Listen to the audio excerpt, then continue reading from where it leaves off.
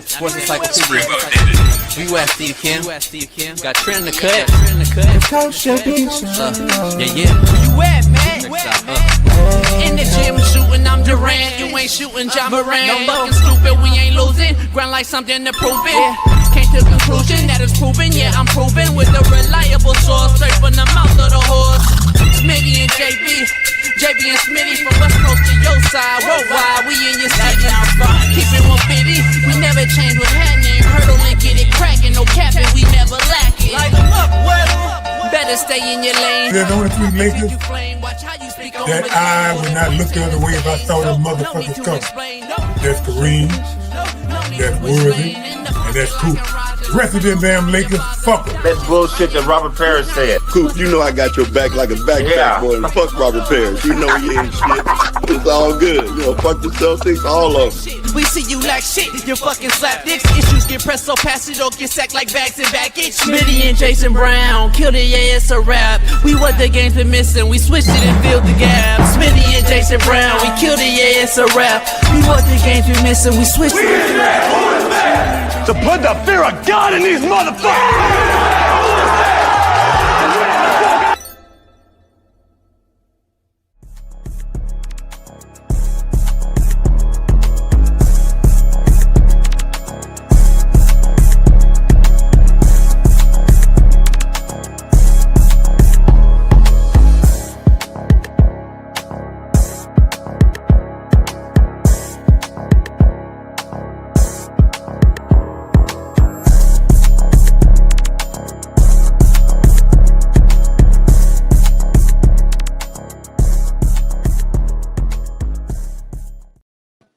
What up? We're in the building. It's Truth Telling Thursday. I tell the truth, the whole truth, and nothing but the truth. Strap in.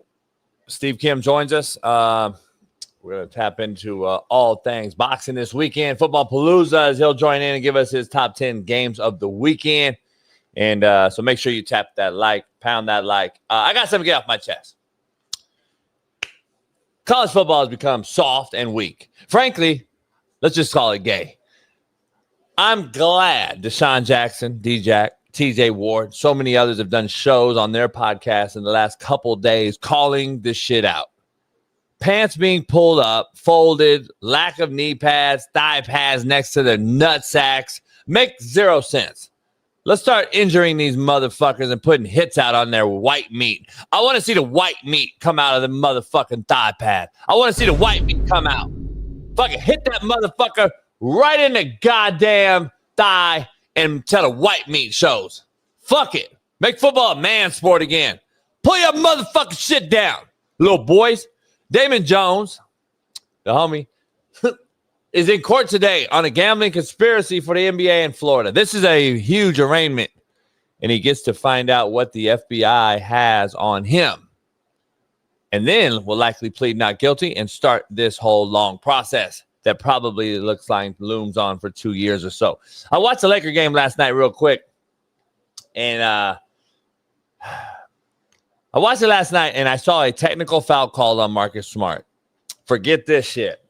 Closing out on a three-point shooter. I'm not lying to you. I've never seen nothing like it in my life because I had to keep watching to make sure I saw what I saw. I thought it was a prank. I thought they were Ashton Kutcher and me. I thought I was getting fucked over. They reviewed it for 5 minutes. And it just was the start of the game. I'm like, a review already. But then I didn't know what it was on. They reviewed it for 5 minutes, came back and said, Marcus Smart is getting a technical foul for a closeout, not allowing the shooter to land safely. I immediately turned off the game. I immediately turned it off, got some head, and I bounced. And I'm like, let me make sure, though. I'm not going to make sure I overplay this. I watched it over and over. I watched it replay, thinking it was a joke. Somebody was fucking with me. I kept watching the replay. Marcus Smart just ran up like this and clearly didn't even come underneath the shooter. He didn't. I get the rule that you can't, like, land under him or let him fall. He has to have clear space. Dog. For a 5-minute review for that and then be called a technical foul, I thought somebody's fucking with me. But they weren't. The NBA has gone full fucking pussy. And American sports are officially dead, as I said they were 3 years ago on this very show. And the future is dim for our youth being taught anything. Unfortunately, that's where we are. And last but not least,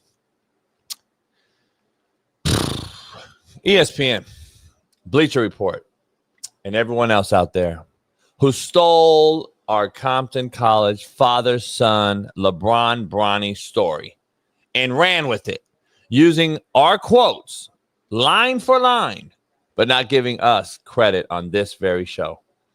Listen, Smitty knows this better than me. It is what it is. But what a shame that these soft pussies can't credit the real ones due to being scared of what they know is coming, that we're on their neck.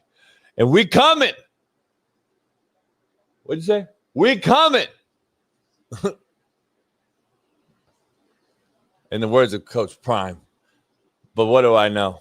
What I do know is our Far East Sider, 317, LeBron hairline having, Lamar Jackson loving, AR5 defending, Caitlin Clark jocking, Danny Dimes loving, our main man, Big Smitty, joins the show. Hey, fuck all that. Homie. What's up? Fuck all that, homie. TJ Riddell. What? What? Damn, Gibby. The Gibster came in, dropped 100. He thought he was doing something. TJ said, hold my beer, Gibby. $300. $300. But Gibby's damn near funded the show, though. Huh? Gibby's damn near funded the show for like 3 weeks, though. Gibby mad now. Gibby mad. TJ outshined him this morning. Now Gibby pissed off. I don't know how they going to. Don't hype up Gibby. Don't hype up Gibby. Gibby's giving us like $4,000 in like 2 days. Gibby mad though now because Gibby ain't never gave $300 on the show. Though he never did that on one show, like all at once. He's giving all at once though, all at once. Don't hype him up. He's giving us like $1,000 in a day. Man, shout out to Andrew. Man, shout out to Daniel Boy. Can you be quiet? I'm trying to. Gibby damn near like the goat. Emotion right now, huh? Gibby damn near like a goat of like shows. Like if you think about it, like if you broke down like. You know how McAfee has like somebody on the like Gibby might be the GOAT guy on the outside that like nobody really knows. I'm trying to start a competition, homie. You talk too much. Shout out to Andrew. Shout out to Daniel Boyer. Shout out to Christopher DeBono. Shout out to P. Fizz. Shout out to 863 Kane. Queen. Gibby damn near. Nick Swelter and Gore. Might be a great show today, man. I feel good. I went to sleep last night like 9. Who's calling me from Washington, D.C.? Who's calling me from Washington, D.C. right now? What? Who's calling me from Washington, D.C. right now? Answer it real quick. Here. I clicked it because I got about 4 things going right now. I got all kind of shit cracking. Well, all I know is this. It's going to be a great show, y'all. Pound that like button on your way in, man. Subscribe. I went to bed at like 9:30 last night. My phone died. I had no phone. It didn't feel good. No phone, no distractions, just good sleep. I needed it. I was off yesterday for some reason. The whole day, I was just... Stomach was a little off. Energy was off. It wasn't. Wait, what? Yeah, I thought so. I'm glad you could address that shit. It was a horrible day by you. And not during the show. I was great during the show. It was my post show. I thought during the show too. But so, anyway, now you was telling yourself, and now I appreciate that. Yeah, well, I don't tell on myself. I was gonna tell you. Next time, be real and just tell me that as a man, like man to man. Well, I couldn't. Hey, bro, I didn't really think you was great on today's show. Respectfully, I couldn't. You know why? Because the internet was so bad of connection that I couldn't talk to you really. So like it was like you know, what I mean? Was still solid. Just like all our clips, it's like hard to post the clips as Paris cut because everything was like. It's kind of hard though. I kind of like it though. So Paris, if you're watching Paris, because unfortunately we know that this will happen more in the future. Unfortunately, it might happen today. If and when those times happen, Paris, I'm talking JB. I would suggest using B-roll. What you do, but I would say even more so, pictures as much as you can with my voice in the background, just covering it up. Just go down low, screenshot couple pictures, cover it up, boom, of whatever topic we're discussing. That way it doesn't mess the video up. We can talk offline if you need help with that. Oh, shit. Yeah, I do big things on this show, homie. We got a major guest joining us right out the gate. Fuck everything else. Fuck quote of the day. Actually, we'll do the quote of the day with. No, let's just do it right now. It's not because I don't want no distractions. I like distraction. All right. Our main lady, woman extraordinaire, reporter extraordinaire, who's live at the Damon Jones hearing our main girl, Lauren Conlin, joins the show. Wait, I'm not there yet. You misunderstood. Lauren, you're live there. Just go with it. You got to roll with it. You got to roll with content. We're content creators. You got to just roll with whatever I say. Now you fucking show up. So I am going to the Damon Jones hearing later. He has 2 hearings. I just did a double. That's 4. 2 hearings. 2 hearings today. Yes, because he is on both indictments, guys. So it's a big day for him. So break down this. Look, so are you okay with doing the quote of the day with us?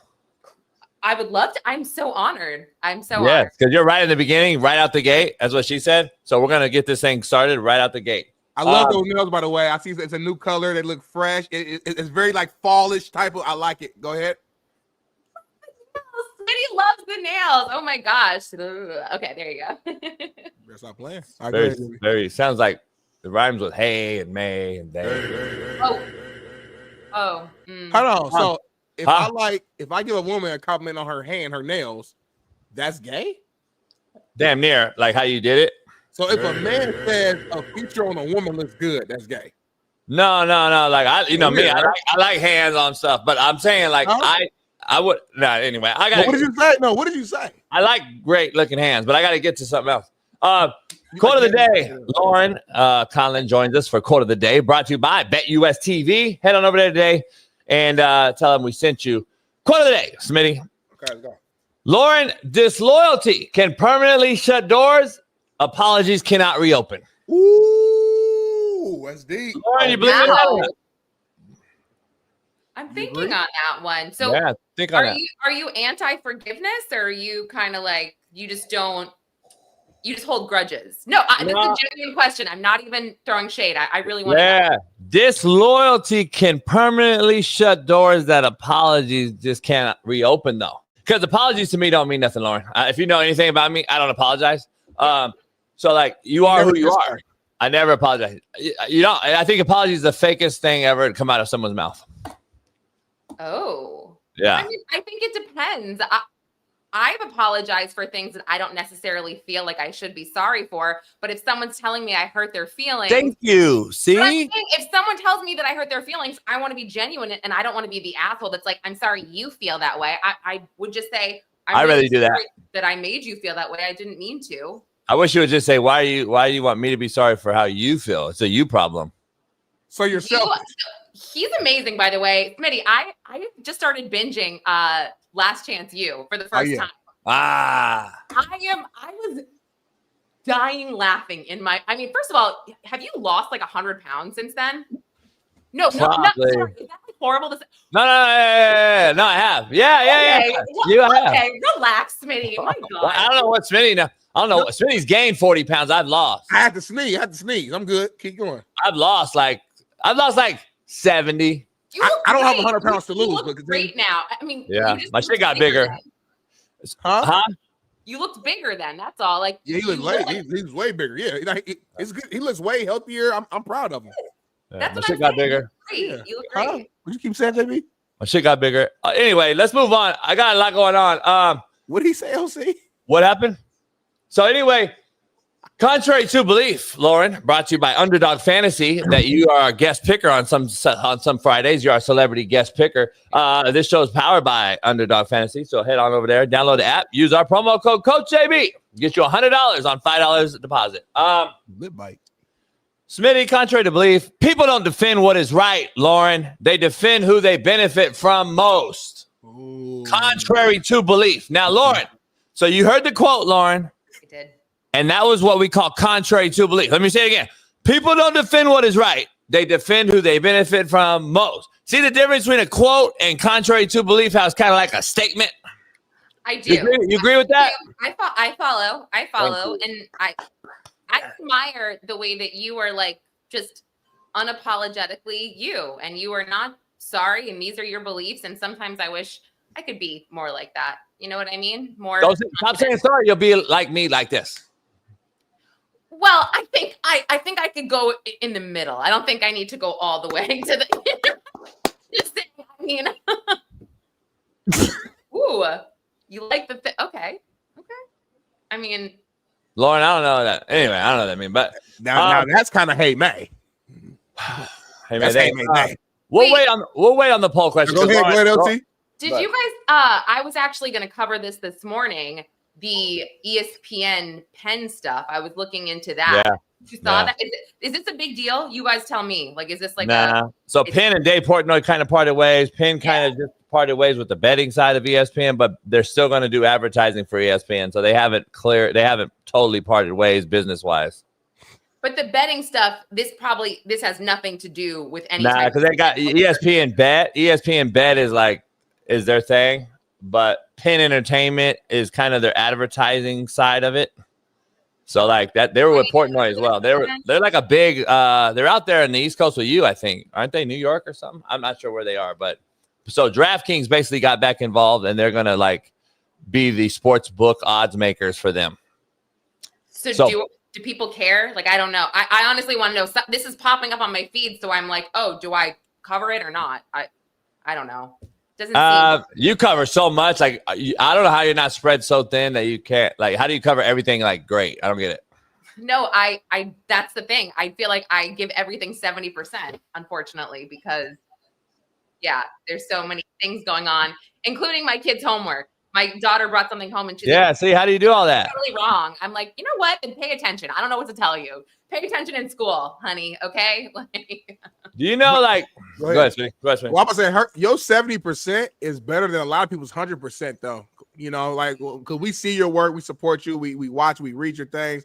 Your 70% is a lot better than a lot of people. So I'm just curious if you ever had the time to put 100% into something, what that would look like.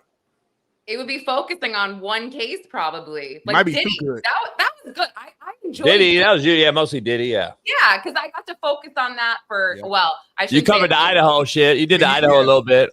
I did. Yeah, I mean, and by the way, the mob stuff and the NBA stuff is so confusing, you guys. There are so many. They're coming back. They're coming back to New York to take out Mandami. Huh? I mean, do not get me. I'm in mourning, but yeah. Wow, Smitty liked that one.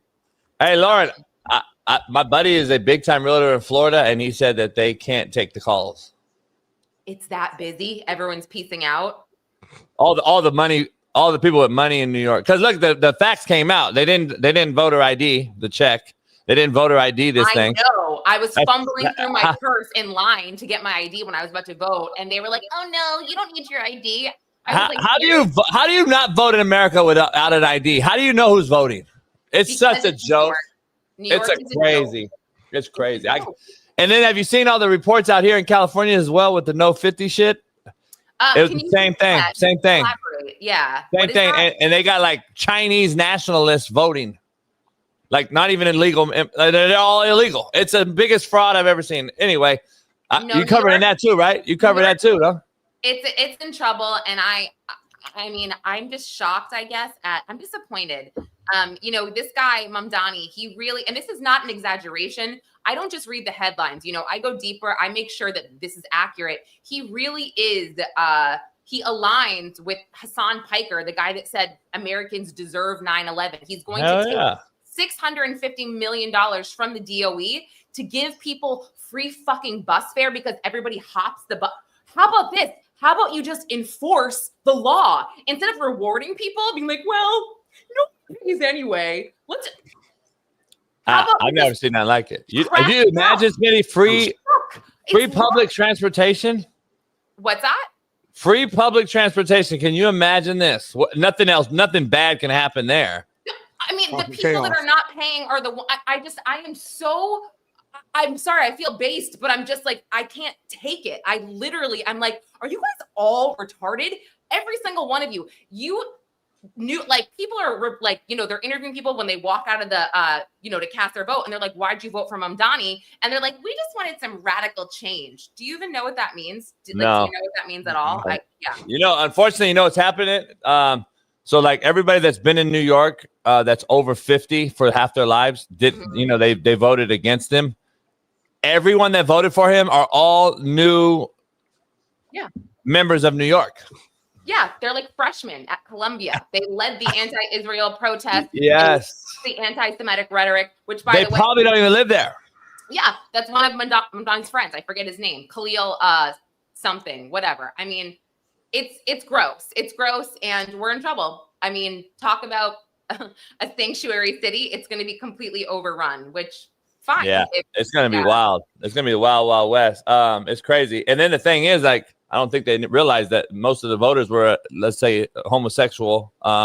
They're from that genre. And if they go over there where Mondami's from, they'll get beheaded. It makes no sense. You mean gays for Gaza? And you're like, oh, that's so stupid. Yeah, gays for Gaza. That's not even make sense. That's not even a real thing. You get killed, you fucking idiot. I can't believe it. But so listen, I saw our man who's been on our show, Damon Jones, going into court. He's been on your show? Yeah, that's like JB's guy. Like, Wait, we got a commercial. Stop it. We got a commercial for it. That's like, yeah, that's homeboy. Yeah, that's like our homeboy. Yeah, we got an old clip. You can show your clip right real quick. Yes. Girl at court with glasses. Please text him. It's a small area. I will most likely see him coming in. You got to tell him to talk to me or give me. Well, he's not his lawyer. He probably not talking to my. He probably got his phone. He probably not. He probably deleted all his stuff.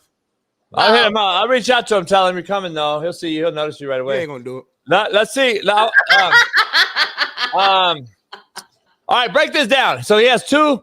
I know the indictment is his because I know about indictments. Yeah. How you know?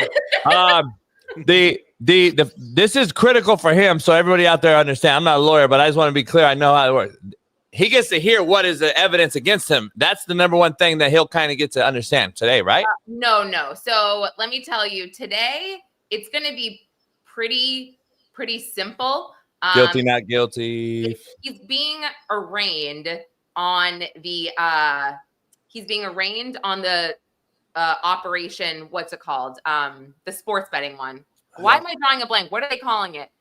The conspiracy? Operation Nothing But Net. That's what they're calling it. So he's being arraigned on that, and that's where he's going to enter a plea of guilty or not guilty. And then he just has let me see. Oh no, that's it. I think he's also going to be arraigned on the other one too. The mafia one. So he will just enter guilty or not guilty. He's on both sides. Yeah. They're going to go through just the stipulations of him being out on bond, what he can and cannot do, which is probably going to be like no betting, right? He's got to surrender his passport. I'm sure there'll probably be some kind of thing where he has to ask permission to transfer a certain sum of money. I mean, I'm not sure. I'm speculating, so I'll keep you guys posted. But I went to the arraignment last week for one of the mafia dudes, and also for this guy Curtis Meeks, who's like a professional gambler / boxer in Vegas. And they were like, "Hey, no gambling. That's part of your stipulations." And he's like, "But I'm a professional gambler. Like that's what I do for a living." And they're like, "Too bad." So, yeah. But Lauren, let's be clear. I want to be clear. So, but when he gets arraigned, though, he'll get to hear the charges against him, and he'll get to plead guilty or not guilty. Correct. They're going to list. That's what I said, and I want to make sure the chat can eat a dick.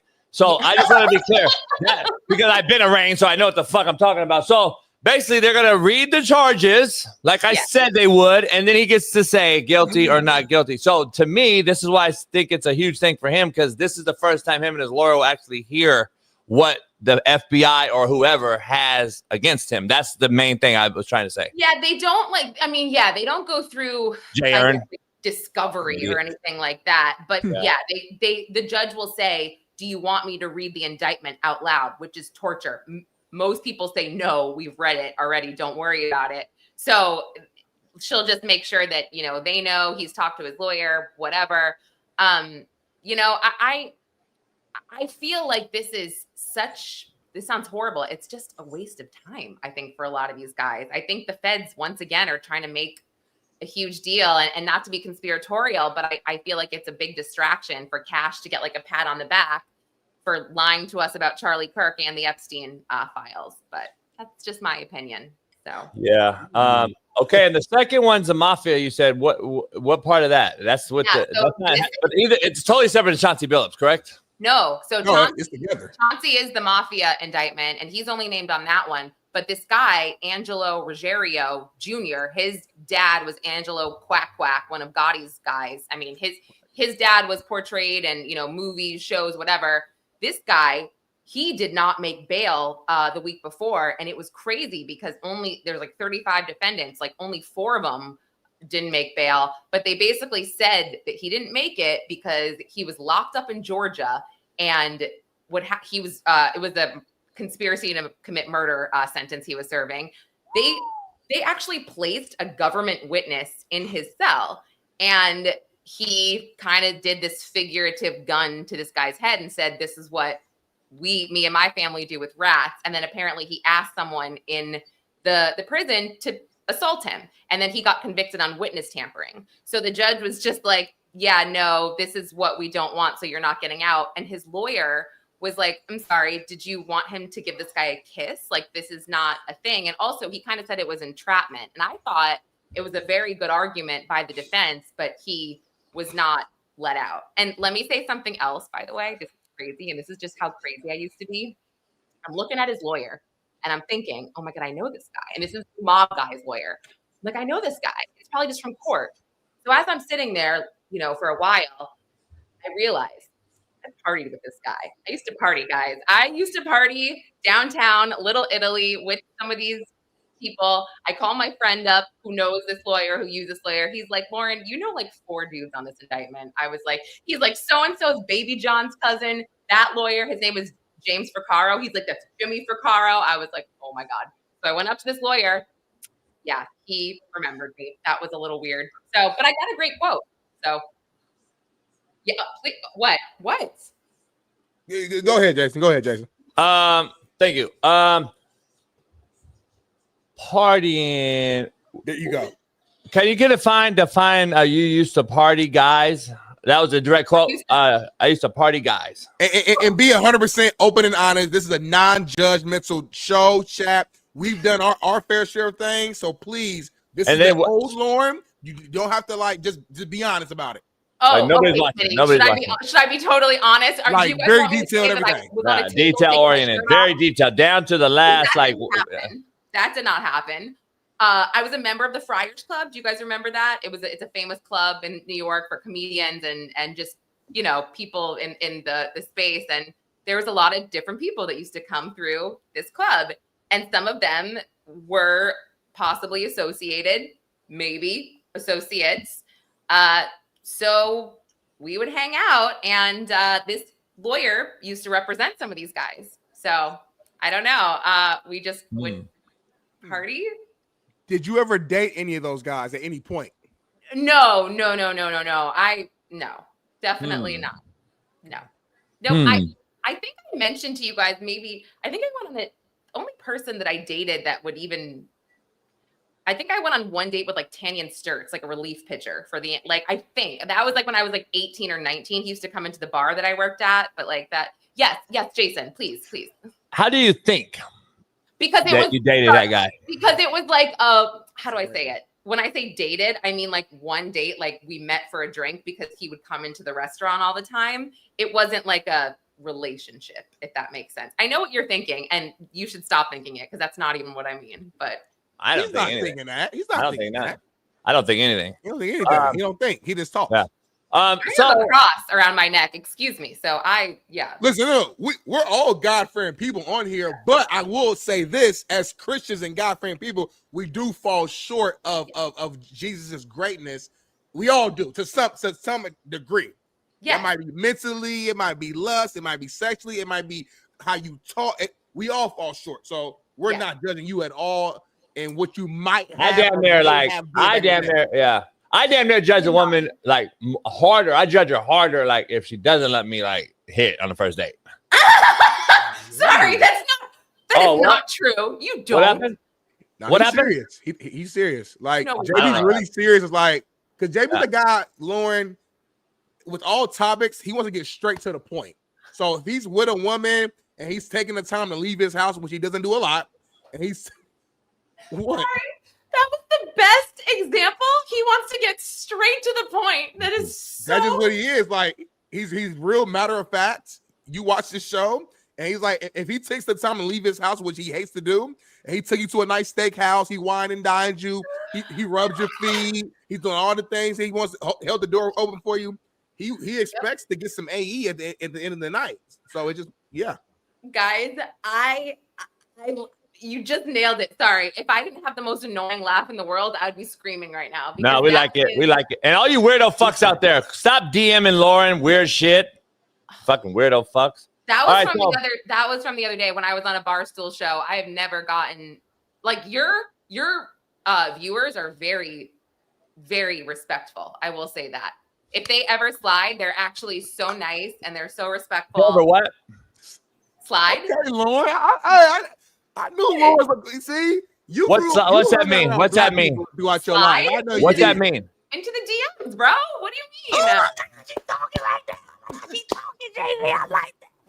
JV, she getting so smooth. On the show. Too much time on the show. She said, "Hey, man, hey, listen." She said, "Yo, people, if they ever slide, it's all cool. It's all love." I never knew what that meant. I didn't know what that meant. Lauren, she been around brothers. She ain't been married with kids. Stop. Lauren, I want to get your take on this real quick as a woman's perspective. There's a certain player that plays out east in Philadelphia. Take a listen, take a watch. Look at this for us and give us your thoughts. Break this down. In a minute. Oh, I did see this. Watch the whole video. Wait till watch the whole thing. They'll tell you, the turnaround, the twerk, and all that. Boom. Good. So real quick, if you're a single woman, this man approaches you. I guess what's the reaction? What are the thoughts? Is this your type? I know you're married, so respectfully, I'm just saying, like in a hypothetical world. Wait, the dancing, is that my type? Is this guy this type of energy? Like I don't know. I'm not judging it. I don't know who you like or the type of men you absolutely not. There's no masculine energy there for me at all. You want an alpha man? You want I get it. I don't. Absolutely not. So you like men who are vulgar, who put you in your place and in a respectful I'm not even. Well, I'm not necessarily saying to that extent. I'm just saying that is. Grab by your neck, put your ankle up. Yeah. You guys are getting way too comfortable. Way too comfortable. Okay. Anyway, too comfortable here. I'm saying we're talking about how we if you like alphas or betas. You know what I mean? Yeah. Because betas don't like big it on and take this. Betas don't do that. They don't say that. Bottom though. I mean, for sure, JB. You know it too. You're getting comfortable. Now he's talking about. Look. Hold on. Every time Lauren says some wild shit, she grabs her fucking drink and takes a sip. Yeah, like you. Like she's so innocent. I'm a damn near slide. But anyway, let's talk about this whole thing real quick. So let's be clear here. Brass tacks, Vinny. Yeah. Today's Damon Jones, but tomorrow's Chauncey Billups. Tomorrow, meaning in December, right? He's not even on this docket. He's not on this docket. The 24th. So 24th of November? November, yeah. And actually, so is Rozier as well. Yeah. And they're going to tie all these guys together, and then they're going to start. I heard they're getting all these other guys now involved too. Yeah, I mean, it's an open investigation. They're looking for more. I just personally feel like when it comes to the rigged poker stuff, I don't think that this is very heavy NBA unless there's some things that are buried where, and again, I don't necessarily believe this, but does Chauncey Billups owe some guy some money? I mean, he's got so much money. It just didn't make sense to me why he would do something like that for $50,000 when he's worth over $100 million. It's weird. Yeah. There's a lot of old rumors. He started in Detroit in a career where a lot of big, those type of guys are around in that area. And there's rumors that he got caught up with that when he was a rookie or early on in his career. And he made a favor for a favor to do something. And then people think Tim Donahue was on our show that you right on that day. And he kind of said, listen, I thought I was with the mafia for 3 days too. And now 30 years later, I'm still there because they don't let you just leave.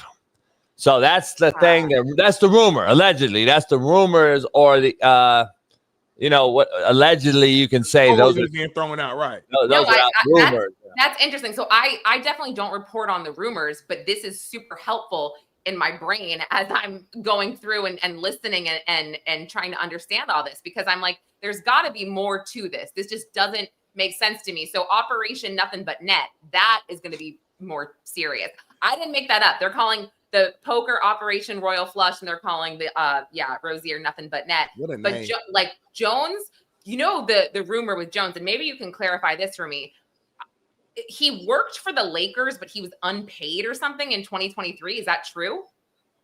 I didn't know he was unpaid, but I do know he was an assistant of some sort. I don't remember his exact title, but he would sit like on their bench with the coaches, the assistants, and stuff like that. He was personally LeBron's like, run at shoot over guy at the Got you. You know what I'm talking about? The pregame. You know how David Jones come out and so Yeah. I don't know if that was personal, if he was personally paid by Clutch or Maybe it was like an intern situation. Yeah, who knows?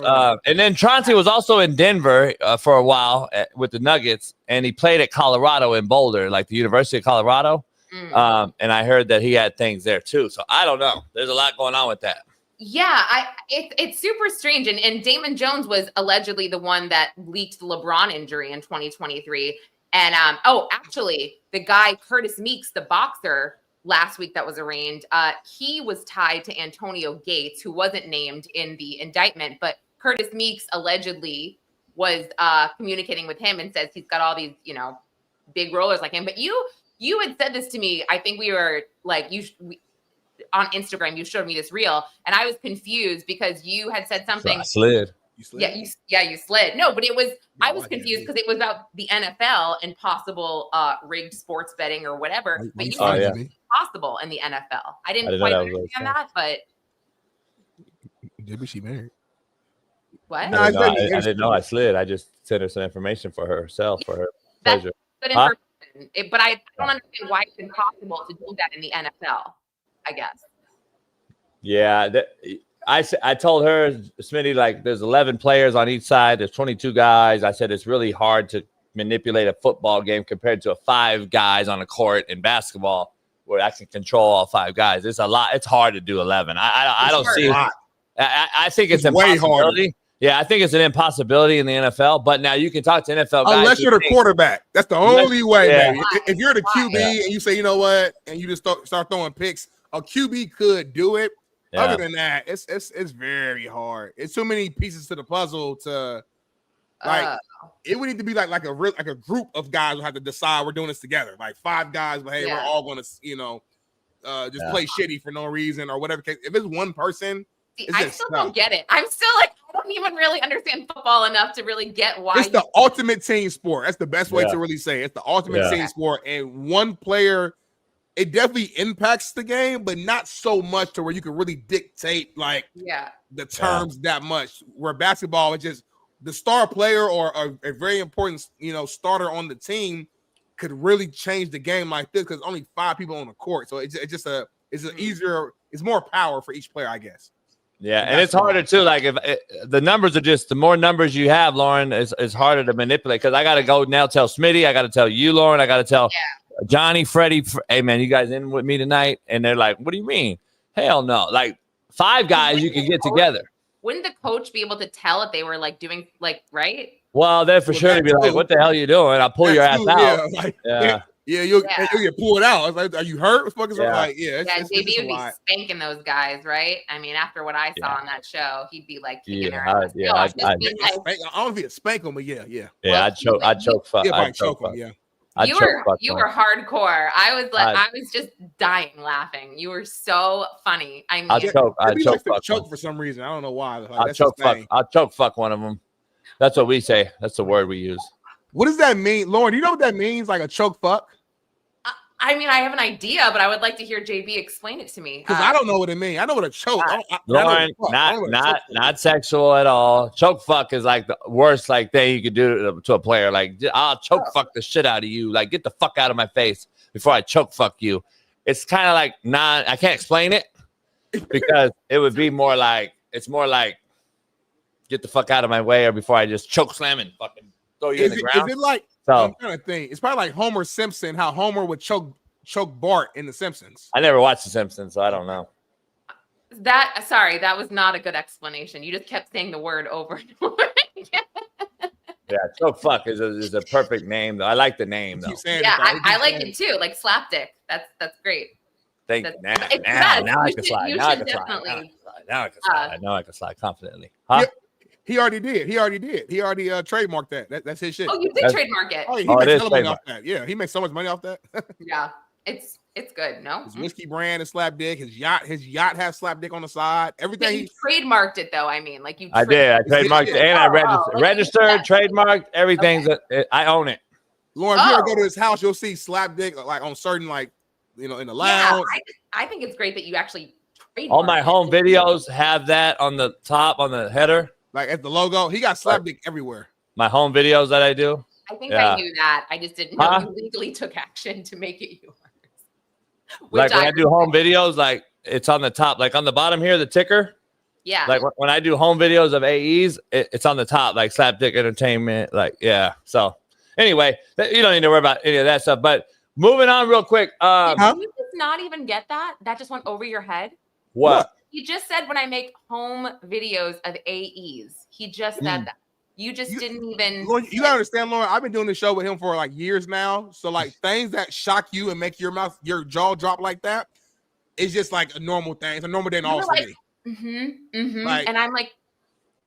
Also, if we're being real, most adults at some point in their lives, if we're all honest, have probably made some sort of video to some degree, whether it's on their phone. It might not be a full like tape, but you probably did something with a video at some point in your life. That's all I'm saying. How did this just get to me? Like no, not you. No. I said adults, not Lauren. I'm saying. I thought I heard you, but yeah. No. I probably said that the wrong way. I'm saying most adults at some point in their lives Motherfucker trying to slide. Have recorded something at some point, whether they were 18, 19, 20. Somebody did. I mean, Kim Kardashian made a whole tape. She's a billionaire, so there's no judgment. Go ahead, JB. That's true. That's true. My motherfucker trying to slide. Yeah. Let's move on, Lauren, real quick before we move on. Before I get you out of here, you got to go soon. So hurry up. The Broncos in Denver. They wear orange. They play at Mile High Stadium. Very good defensive team. They take on the Raiders from Las Vegas. They're black and silver, Raider Nation. So I'm just giving you like context so you can pick this team because you're the guest picker today. Yeah. Who's gonna win tonight? Denver Broncos, where Chauncey Billups and them are from, or Las Vegas Raiders, where the city that's dying sleeps. I mean, you obviously know where my brain goes when it comes to a Bronco specifically. I think of the white Bronco, OJ. Car chase, that's where it goes. Damn, that's deep. See, I gotta pick the mind. I gotta slide and pick your mind. I gotta slide more and pick your mind. Go, keep going. Yeah, I'm gonna go with the Raiders because I feel like OJ was kind of a loser in that whole situation in the car chase and everything. So yeah, let's go with the Raiders because I don't want to associate with the Bronco. So interesting. That was crazy. That's an interesting take. What her brain did, I never expected that. That was really? Impressive. We need to play a game with you on Fridays. I got a game. I got a good game. Thursday. I know. On Fridays, though, we need to start playing a game with you. We'll have you on Friday and play a game. That's what we need to do because it's called Free Game Friday. That's our show. Yes, I know that because I've been on. Usually I go on Fridays with you guys. Actually, not any day, every day now. Now that I can slide, I'm gonna slide and we're gonna talk. You don't like white men. No, I've slid with. I'm the one that texted JB this morning, and I said, "Hey, I'm going to Damon Jones." Yeah, I've texted him. I've said, "I ain't got your number." Yeah, that's cool. That makes sense. That makes sense. It's kind of fucked up, kind of racist. I'm going in for Damon. I thought he didn't fuck a white girl. Anyway, we got a lot going on. Kind of racist a little bit. The black man ain't I'm not in the group chat. I feel kind of left out. You didn't give me your we didn't exchange numbers. Yeah, and not a group chat thing, by the way. This is a solo shot. But anyway, Lauren, we will. We appreciate you. The Raiders tonight. They have no shot, by the way, but good take, good pick. Oh, really? They're horrible. They're a bad team. Yeah, really bad. Oh, yeah. Okay. Darn. But I don't want to associate with a Bronco, especially a white Bronco. But I don't know. Can you text Damon Jones and be like, yeah, just like be nice to the girl. Maybe his lawyer will talk to me or something so I can get a good quote. I will send out a filler. Because he's probably in court and probably dealing with like some. No, he's not there yet. It's at 2. So. No. Yeah, I'll text him right now. I'm just saying. I'm pretty sure he's like. Yeah. Worried about livelihood shit. But I'll get it. I'll get a hold of him. And He over there fighting for his life and shit. He'll see a text from JB. Yeah, he looking for Lord. He looking for Lord. He looking for Lord. Like I'm looking for Lord and shit. Like what? Be nice with a white girl in court. I'm done. I gotta go. I love you guys. I'll see you. Right. Bye. Love by who? Motherfucker fight for his life, homie. Yeah, I got to let the white girl go. So y'all text a lot, you said? Huh? Y'all, so you and Lauren like text often, or? I don't even know what you're talking about. Let's we got like numbers. Like I thought we were all just like kind of social media friends, and we might send DMs every now and then, but you have like a personal number. Yeah, I mean, I'm a cold motherfucker. I don't know if like, really the numbers like a different like level. You know, I don't know if you realize, because you see me get certain people's numbers that you're like, damn, that's crazy. Yeah, she was bad. I ain't gonna lie to you. What the fuck? I told you. What's up? Wait, are you sure this motherfucker didn't get hacked? Because TJ is broke. No, he's not, bro. Like, TJ just get some oil money because he didn't text this. He probably a collective, man. Maybe it's a collective with text. He gave us $500 today, homie. It's not even 7. That's crazy, TJ. TJ, you better. TJ. No, I don't take say your nothing. motherfucking fast for money and put that shit away. Like you told me, don't say nothing. You told me the same shit about Gibby. Be quiet. Let him do it. Gibby's giving us $4,000. Not in one day. No, not. But he's giving us 700 or something, 800. This might be our highest singular day amount by one individual. No, Gibby's giving us $800. No, homie. he's not in a day. Yeah, he has. Oh, you know what? You can't go over 500. That's what they say, but they told me you couldn't go over 300 or 200. We got 299. Somebody's lying. TJ, take your FAFSA money and put that shit up. Let's get this. Love FAFSA, homie. That's FAFSA. I mean, my FAFSA went like this though. Well, because you needed to use yours because you went on scholarship. You was at JUCO. I was on full ride, so my FAFSA, I just stacked it up, homie. I left college. I got full. I didn't pay for shit in college, by the way. But number one, number two, I left college I had a daughter. I had a daughter too, so I had real life issues. Not like you. Sorry for you were irresponsible. Pull your dick out. I did. You didn't pull out. Well, I did. I got caught that time, but I did a lot of other times. So anyway, let's move on, man. How you coming? How you coming to girl? You knew better than that, homie. I don't come in a girl. And how'd you get her pregnant? Huh? You get her pregnant? She took it and rubbed it in there. Anyway, that's a whole story. We talked about that before. Poll question, Smitty, real quick before we dive into the show. We got going. I love Lauren for jumping in here. Are the Broncos the best team in the AFC? Go. No. I knew it. He can't even think rationally. Fuck. Hold on, but you don't even believe that. I do believe it right now. That's why I asked the question. You don't believe it's a legitimate debate right now. You don't believe in their offense, though. I know you. Well, them and then your Colts have the same record, right? Do you believe in their offense? They have the same record. Only thing you can say is you beat them by 1 point. We beat it. Okay, hold on. No. I'm just diving into this. I'm going breaking. I'm going all the way down the thing. So you beat them by 1. So you're clearly better than them, but the Rams beat you by 1, but you're better than the Rams. Make it make sense. What is the Rams' record? Number 1. Number 2, how did we lose against the Rams? It don't matter. It's just like you lost to Denver, missed a field goal, homie. Denver missed a field goal. That's regular. That happens. What do you mean that's regular? Every game, people miss field goals, homie. Stop, homie. It's the NFL, bruh. It's the NFL. Who we just gave away because bye, Darnell. Appreciate you. Fucking dropped the ball. Like that's not something that happens every Sunday. Like that's a rarity. Hey, who's Marshawn? Who's Marshawn Nealand? Oh, he ain't Marshawn Lynch. I don't know. He's a DN for the Cowboys. He just died, homie. Oh damn, bro! You got to lead with that, so I know that we're not joking no more, man. Rest in peace for him. I didn't know who the fuck this is. Damn, man. Does he play for him right now, Bailey? Yeah, probably. Maybe he's a practice squad guy, or maybe I don't know. Golly, I pray. Let's just be honest. Let's stop beating around the bush, homie. This is not normal. Stop. This is not normal. We got to stop bullshitting. It's not normal, homie. Like, let's just keep it real. Well, never like that. I just don't. Before you start going to a conspiracy, like I don't. No, I'm not gonna get conspiracy. I'm just saying, how did he pass away? I don't know nothing. Was it a heart issue? That's the thing. That's the thing. People don't talk about. Yeah, that's the thing. People don't ever say it. That's the issue. How right now? Yeah. Well, like, you usually find out later. It just the initial thing is not gonna be this person died because of blah, blah, blah. No, they're just gonna say he passed away. Look, I'm not even gonna do conspiracy. Here's what I'm gonna say though. We don't know yet. in my 49 years, I've never seen this many young athletes die like this. Never in my life. I don't give a fuck how they die. I'm just telling you, this is how I've never seen it in my life. This many young athletes die this young. Never in my life.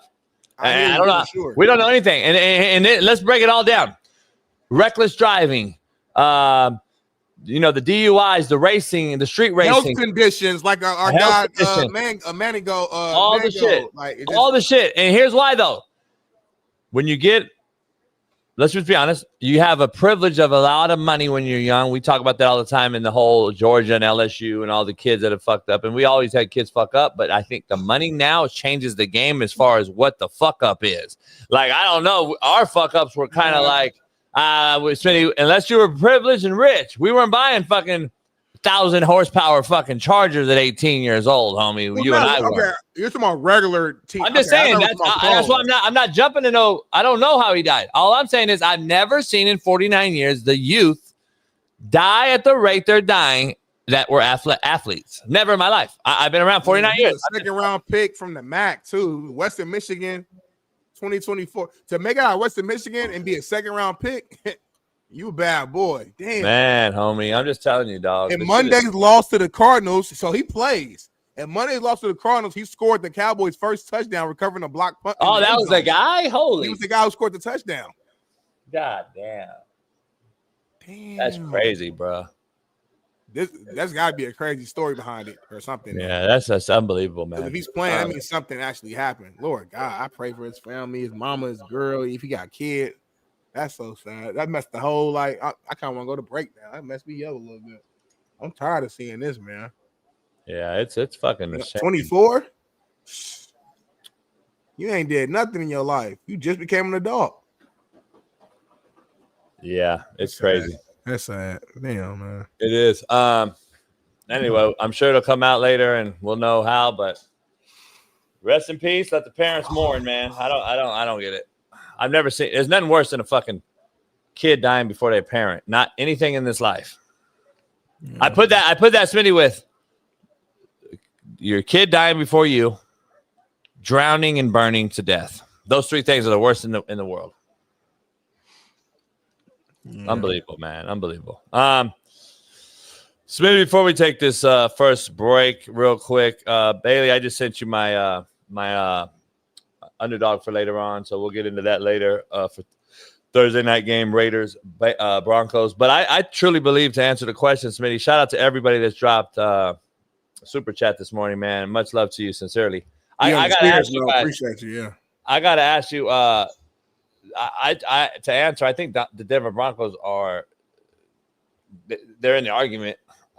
I still like the Colts. I want to see you want to see as well. I think Danny Dimes bounced back from what we call a mid game with the turnovers, but I think I would think that was more of a team issue. Yeah, it was O-line. It wasn't all on him. Yeah.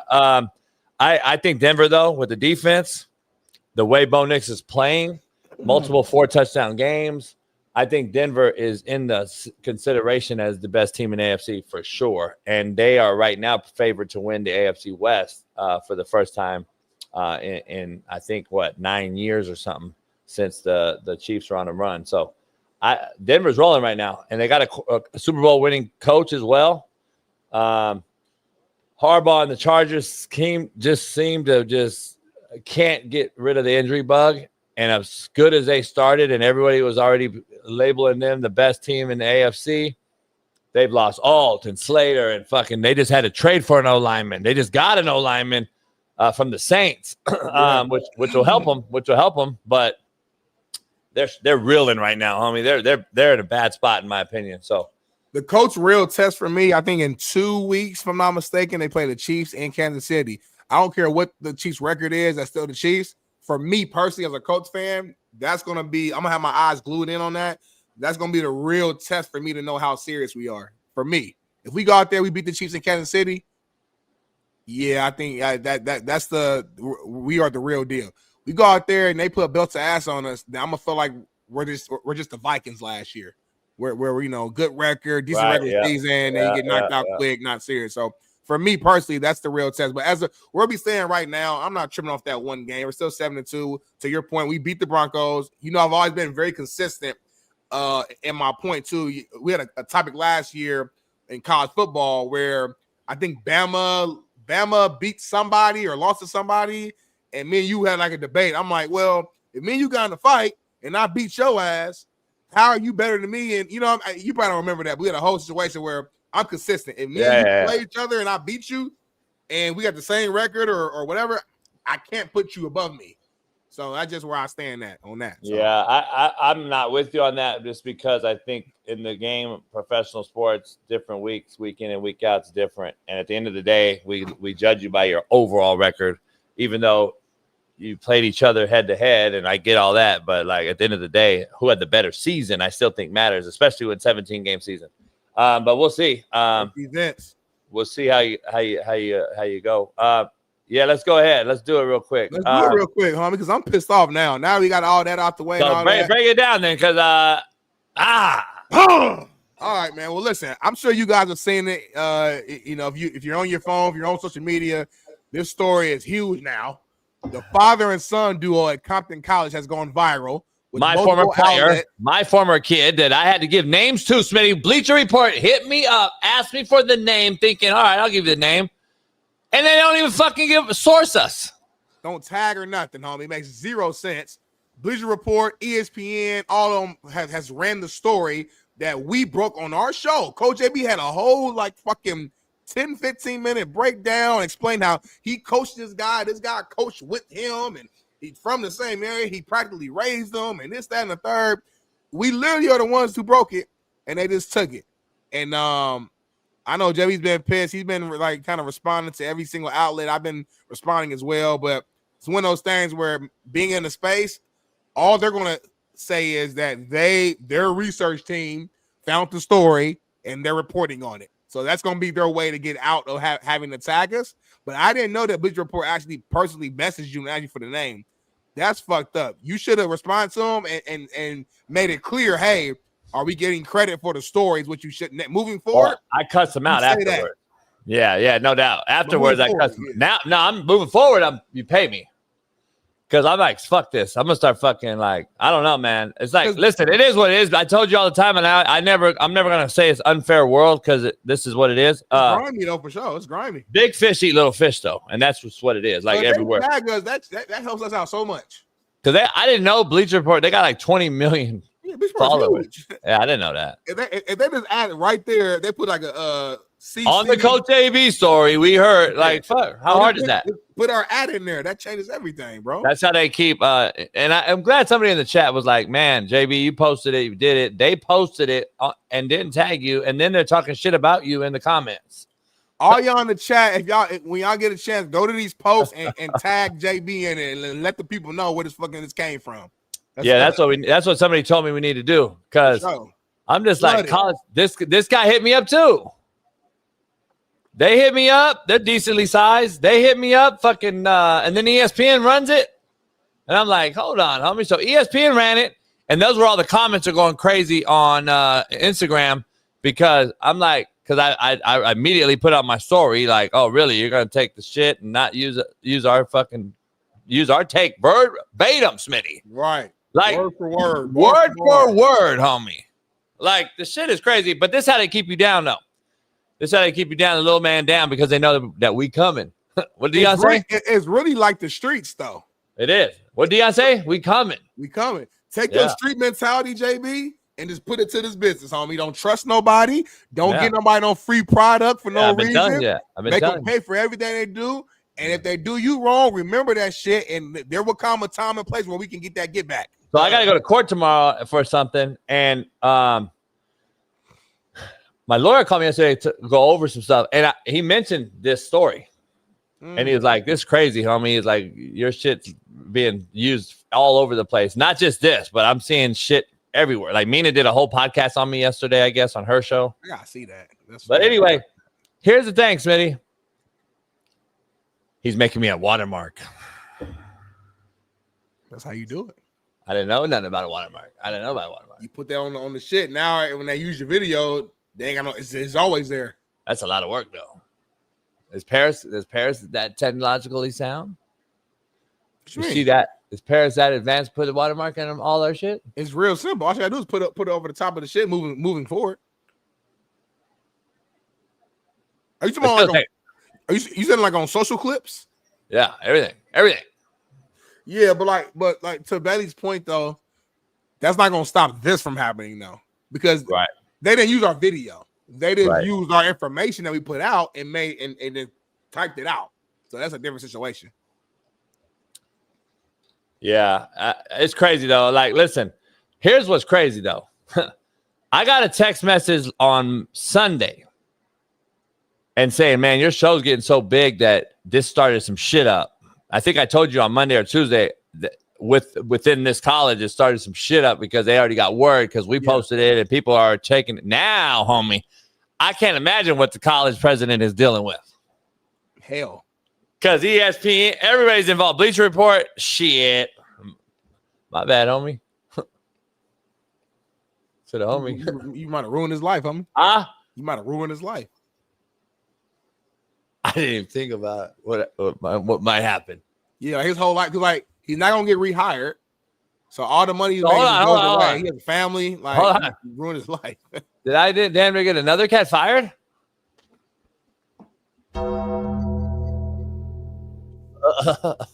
Homie, I hope I get the president fired. That's why I'm looking to get fired. The other homie's my homie. I'm gonna get the other guy fired though.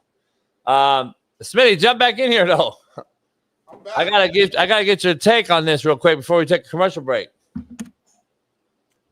Oh, that's a horrible fuck. Now look, you got to eat it like this. You got to break it like that. Why? Yeah, you know, the same reason why you said that's a horrible. You know why you said it. Go ahead. I want to get your take on something real quick. It's kind of catching steam now. What? I got new merch. Really? Yeah. Let me see it.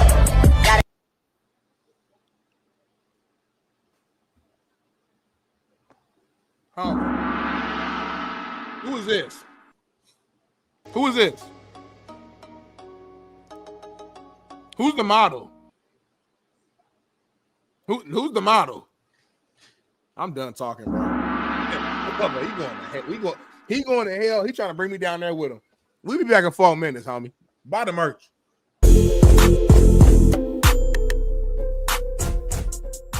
Hey, well, fuck it. I'll go home tonight. I'll drink my yak and smoke my stick, and I'll get it back cracking.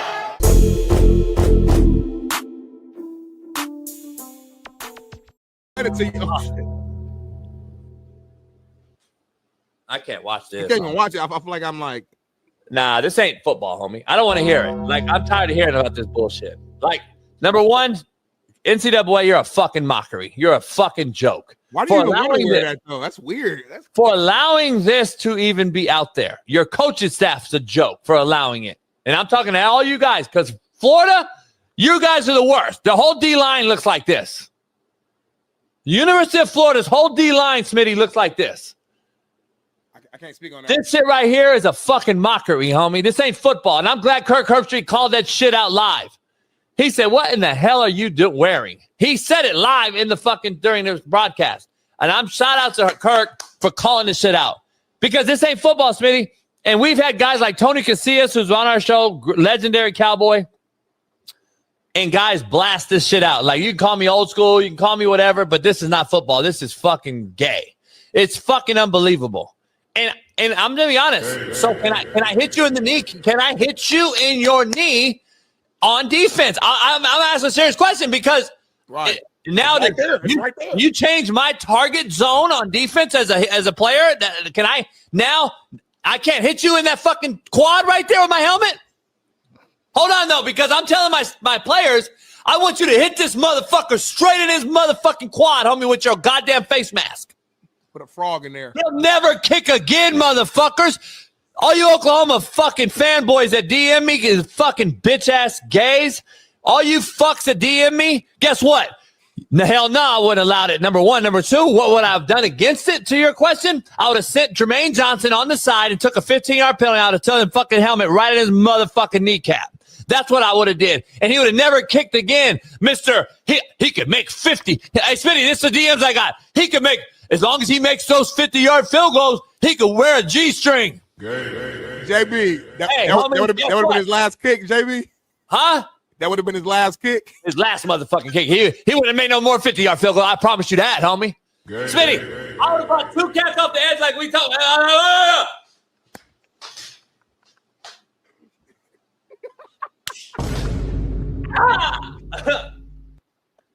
at that shit. Oh, that's fucking gay shit, homie. I'm so tired of these fucking gays playing football in my sport. What's your thoughts on this right here? Is this real? This Photoshop. No, it's real. That's real. It's real. Why don't y'all wear knee pad stuff no more, Shell? Is it just college, or like y'all don't? None of y'all cover y'all knees no more. It's weird. Why are you looking very disturbed, Sheldon? Just for the audio listeners, you're looking very like you're kind of like dumbfounded with the face. What's going on here? I'm confused. It's the kicker. I don't know why. I've been confused for a while. Yeah. I don't know if those are football pants. People have been asking me a very common, simple question, Sheldon. They've been asking me, Coach JB, what would you do if your player walked out like that? It's very simple. I would choke fuck him. It's real simple. He's not going out there, A, number one. B, I don't know where the referees have allowed this to occur at the NCAA level. That's number 2. That's the main thing. And I don't understand how the coaches staff has allowed this to continue to happen. There's a lot of things going on here. What is this? What are we doing? Like, this is ridiculous. And I'm glad Kirk Herbstreit called him out because he called this game, Shell. He said, what the hell are we wearing? And I'm glad Kirk Herbstreit. Now, listen, you can talk about all the old school heads that have come out and forward and said, we're old school. We're on the fucking porch yelling at the clouds, whatever you want to say. Mm-hmm. This is still football last time I checked. I don't understand why this is getting a pass just because he makes 53-yard field goal. That's the DMs I'm getting. As long as he makes field goal, he can wear booty shorts. JB, did you say shut the fuck? Did you say you would tell the other team like to put their helmet into his quad? Yes, I would tell Shell. I said, hey, dog, I want you to fucking put your helmet right on that motherfucker's quad right there. Because I'm going to be honest, I'm going to take the 15-yarder, and that's on you. That's a fucking you problem, homie. Are we playing flag football? Like, I can't hit this guy in the legs now and tackle him? Is that a real thing? Because this motherfucker is unprotected, right? You look comfortable, don't he, JB? Huh? You look comfortable, don't he? Yeah, like he's just like, fuck it. I'd be embarrassed as if I'm Venables today and this fucking guy walks out on my football team wearing my uniform on a major stage against Tennessee. They're playing Tennessee, Sheldon. They're playing fucking Tennessee in front of 110,000 people. Like, you kidding me? Oh, man, yeah.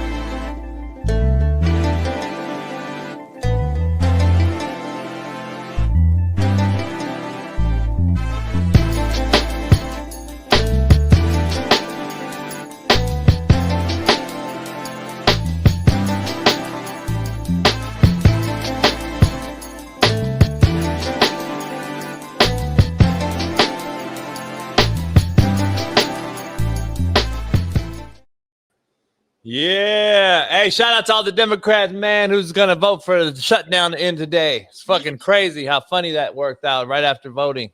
But anyway. Stop worrying about what voted for who, homie. It's not a political show. You made your peace. Let them. This is a democracy, homie. You got the right to vote independent, vote right, and vote left, and that's okay. Stop being divisive. Hey, do you know that No, I don't know. Do you know you have to be a true retard if you don't grasp the concept that y'all got duped by your own party? Homie. Not you. I'm just saying. In general. Everything you say is divisive? No, in general. But it's not divisive. It's true, though. No, but it is, though. Look, it's not about that. I'm saying you're just Do you know what else happened? Because the comments you make is, if you voted for this, you're a dumbass. You're stupid. You're retarded. You're evil. Like, you use words that, like, it's going to naturally start hate. And just naturally, like, that's all I'm saying. Like, you basically say, if you don't agree with me, you're a dumbass. That's basically what you're saying. Well, here's what the fact is. Can I give you a fact? Can I give you a fact speaking session? You're gonna say it regardless, so don't ask me. No. Are you a socialist or a capitalist? And I know the answer already. Here's the answer. You're a capitalist. just like every American is. See, that's the difference. Not white, not black, not red, not blue, not right, not left. You know what we are? We are capitalists, homie. We want money. We are about business. We want our bread. We don't want to pay taxes. We want cheese. So guess what? They hired and made a guy who's never had another job in his motherfucking life, a communist socialist, as the mayor of New York City, homie. Think about it. Their money's fucked. Y'all money's fucked. Oh, hey, all you guys that were mad about Snap, you voted for the same guy that's going to keep Snap from you. It's fucking unbelievable, homie. But listen, like Smitty said, you got to fail to learn your lesson. You're going to fall hard. God damn. Sit back and see what happens, homie. I'm not sitting back. I don't give a fuck no more. Hey, Smitty, let's dive into. I always be panicking so much and shit don't never, like, at the end of the day, my life been cool. I'm gonna be real with you personally. I'm actually. When Biden was in office, my life was cool. Trump was in office, my life was cool. Ain't shit. I'm just being real with you. And now, again, I know I don't represent everybody, so I get there's very specific sectors of people's lives might have been affected. I'm not trying to be selfish. I'm just saying my life is not fucking changed. I'm still hustling, still making my fucking money. I still wake up. The sun is outside in the motherfucker. All this shit y'all be getting all hyped and stressed out about, motherfucker. Still, we do the show every day. No matter who the fucking president is, the governor is. That's all I'm fucking saying. But I get it. Go ahead, go. Here's the reason why. I'm done talking about it. Because when you say crazy shit like that, it's okay. You don't grasp it. And that's why you should, like, later on, you should help me. You should say, JB, fuck, thank you, man. Because you actually looked out for me. In like 10, 15 years, if I'm still around, like 10, 15 years, say, hey, man, you looked out for me and the youngsters. Because we got to go through it. See, I'll be gone. My daughter will still be here probably. You and your kids got to go through it, homie. I'm trying to look out for the youngsters out here who have no idea that they're creating these things. They're taking these steps, homie. As you get older, you're going to be like, you're going to be walking around a motherfucker. That motherfucker, that's in America now. But anyway, homie, let's get into brass tacks as Steve Kim will join us here any minute. We got a lot of topics, though, for Steve. We got a lot of topics for Steve. Chirp.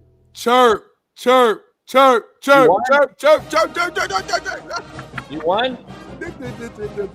Right team, fighting for you won? Ball State. We must win this game. Onward now, you Cardinals. You got like 2-8. Fight. Here's to both our colors. You guys record. Cardinal and white. Praying for a victory. So fight. Ball State. We got that dub last night. At Schumann Stadium at the crib. What's your guys' record? 4-5, homie. 4-5. Who do you play? 2 games from being bowl eligible. Who'd you guys play? I don't have ESPN. So who'd you guys play? You got YouTube TV. Shit, they got Hulu. Kent State, homie. Kent State. What's their record? Like fucking 1-9? They were 3-5. We were both 3-5. Oh. Great matchup in the MAC. The toilet bowl, huh? We're trying to just make it bowl game. If we win 6 games, get a bowl game, that's a good season for Ball State. We're not Alabama. We know who we are. Get 6 games, Ball State. Let's go win a bowl. Let's go bowling. I'm proud of my Cardinals, man. Well, let's dive into someone else we're proud of, man, as he'll pull up on Saturday, unlike you, to the football palooza. Is he coming this weekend? He coming this weekend? He come every weekend. Yeah. So I don't know where you are, but we don't know where you. We asked where you are, but anyway, Shaun King's coming next week, though. Shaun King's coming next week. That's the one's kind of just a toss up. Here we go, excuse maker. But anyway, our main man, the co-host of Whitlock's Fearless, 3 Knockdown Rule, Mario Lopez, our main man, the Korean Cosell himself, Steve Kim, joins the show. Steven. Gentlemen, now, Coach, hold on. I'm going to be there Saturday. We're going to be okay watching that 4-letter network, right? We're going to find a way. Yeah, I got a guy coming today to hook it up. Please confirm with me first. Yeah. I can't miss Miami Syracuse. Yeah. Let me know today if you got that set up. Speaking of toilet bowls. But anyway, we're going to get into it later on. I will have the games. I will have the games on all the TVs, on all 12 TVs, even if I have to buy 12 fucking Fire Sticks or whatever they're called. Erickson Lubin against Virgil Ortiz. I'll have my computer watch. What's that on? What's that on?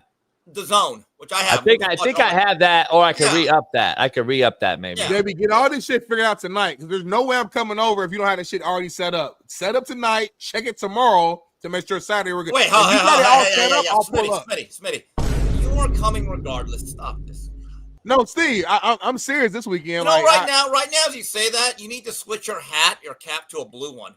Anyway.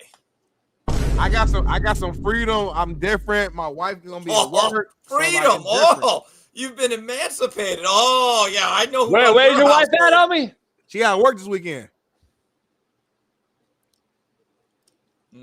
Listen, as a husband, you guys don't understand. You got to spend time with your wife. And when I say you got to, like, I want to. It's my wife. Like, I chose her to be married with her. So I can't just go around here hanging with the fellas every single day. Y'all are two single men. You can do what you want. Smitty, it's one day. It's Saturday. We're not saying, hey, can you come over? Steve don't come on Sundays. Steve don't come on Sundays. Yeah, I don't come. You guys saying every single Saturday has to be a JB house. Like, that ain't realistic. Patreon, blow up Patreon, do all that other shit. Yeah, it's not realistic. My wife works every other weekend. So when she Uber up. When she has weekends off, we like to hang out and do stuff. Like Take Uber. As couples should.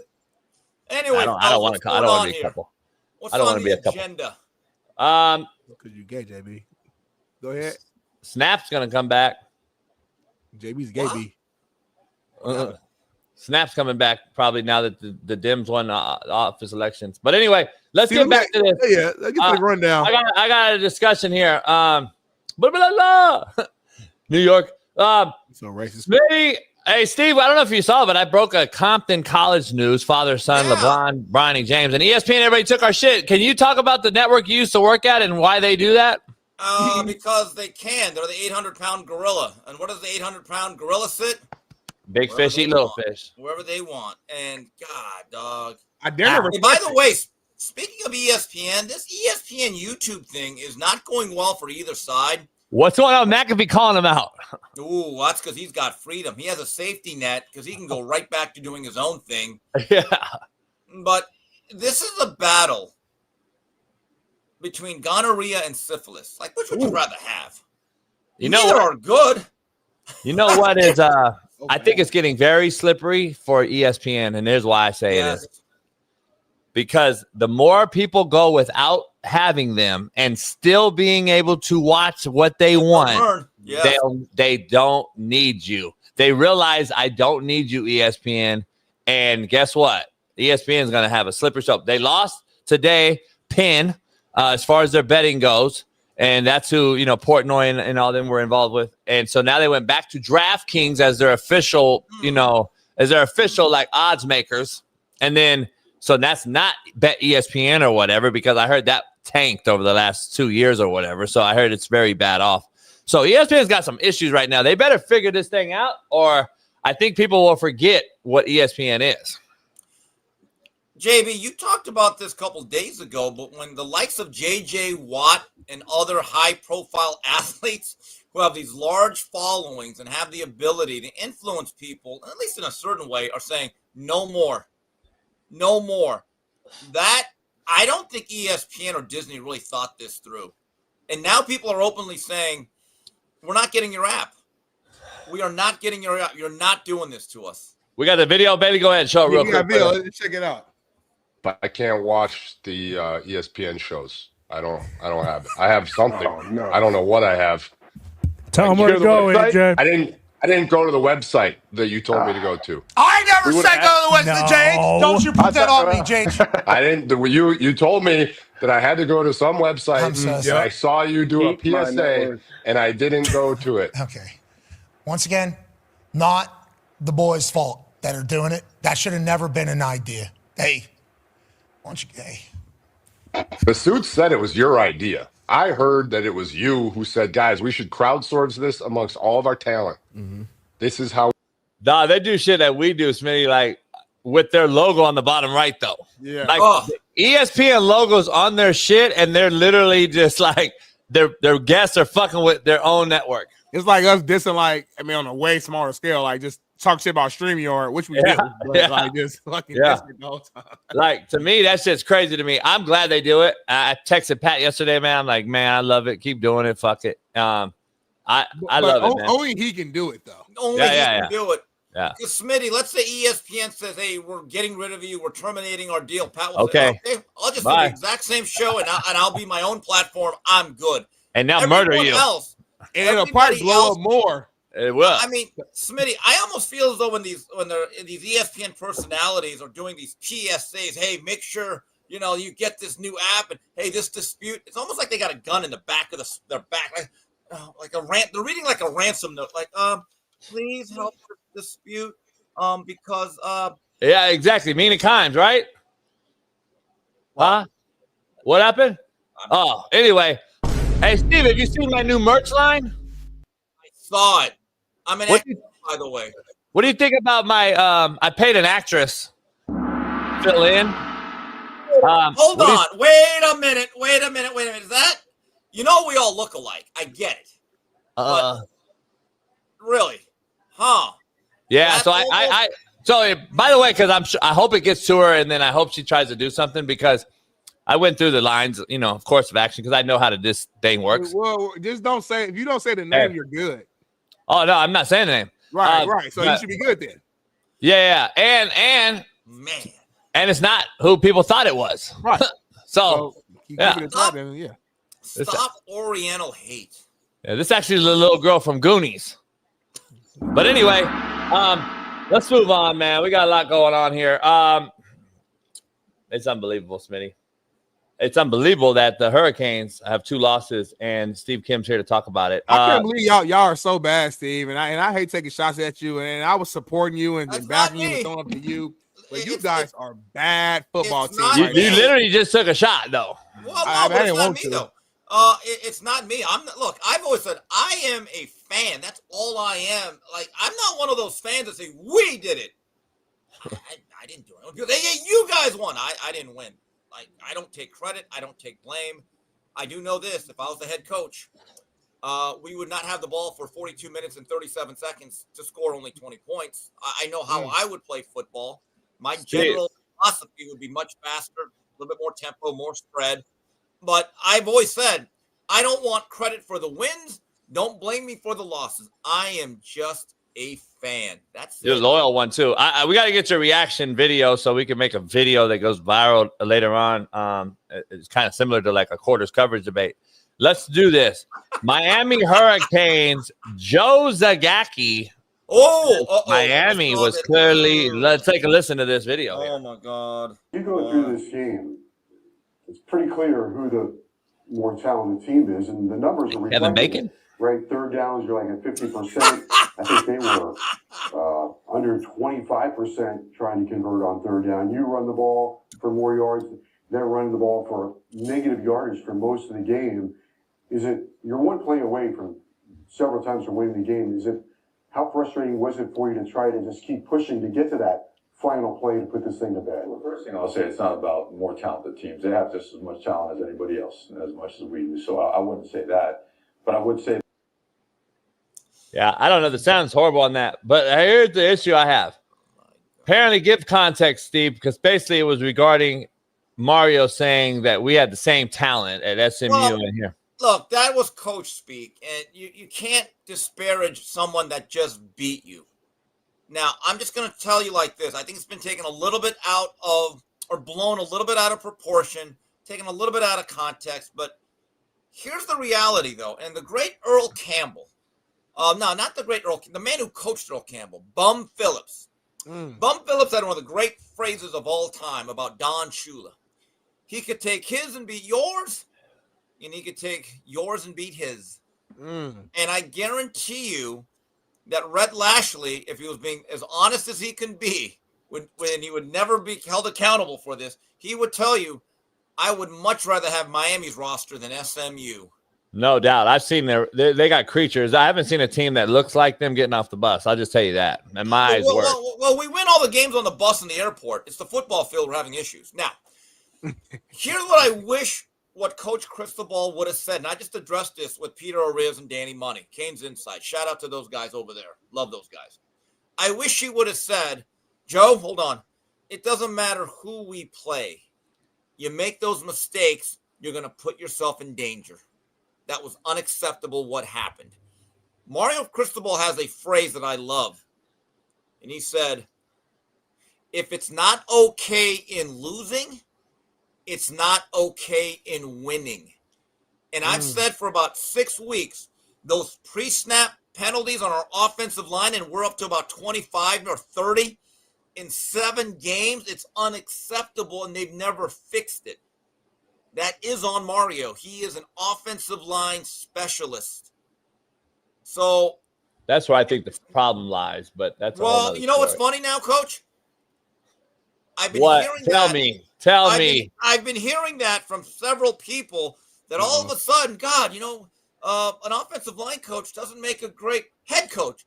I've been seeing that, and I'm like, Smitty, you're gonna hate this, but I know a guy. Ah, man, I know a guy that's been saying it. His name escapes me.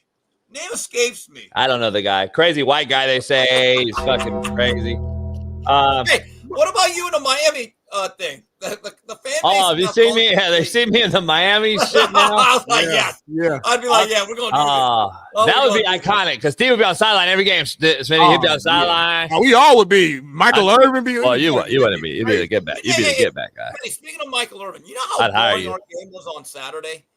What? Michael Irvin was bored. Well, he was with President Bush.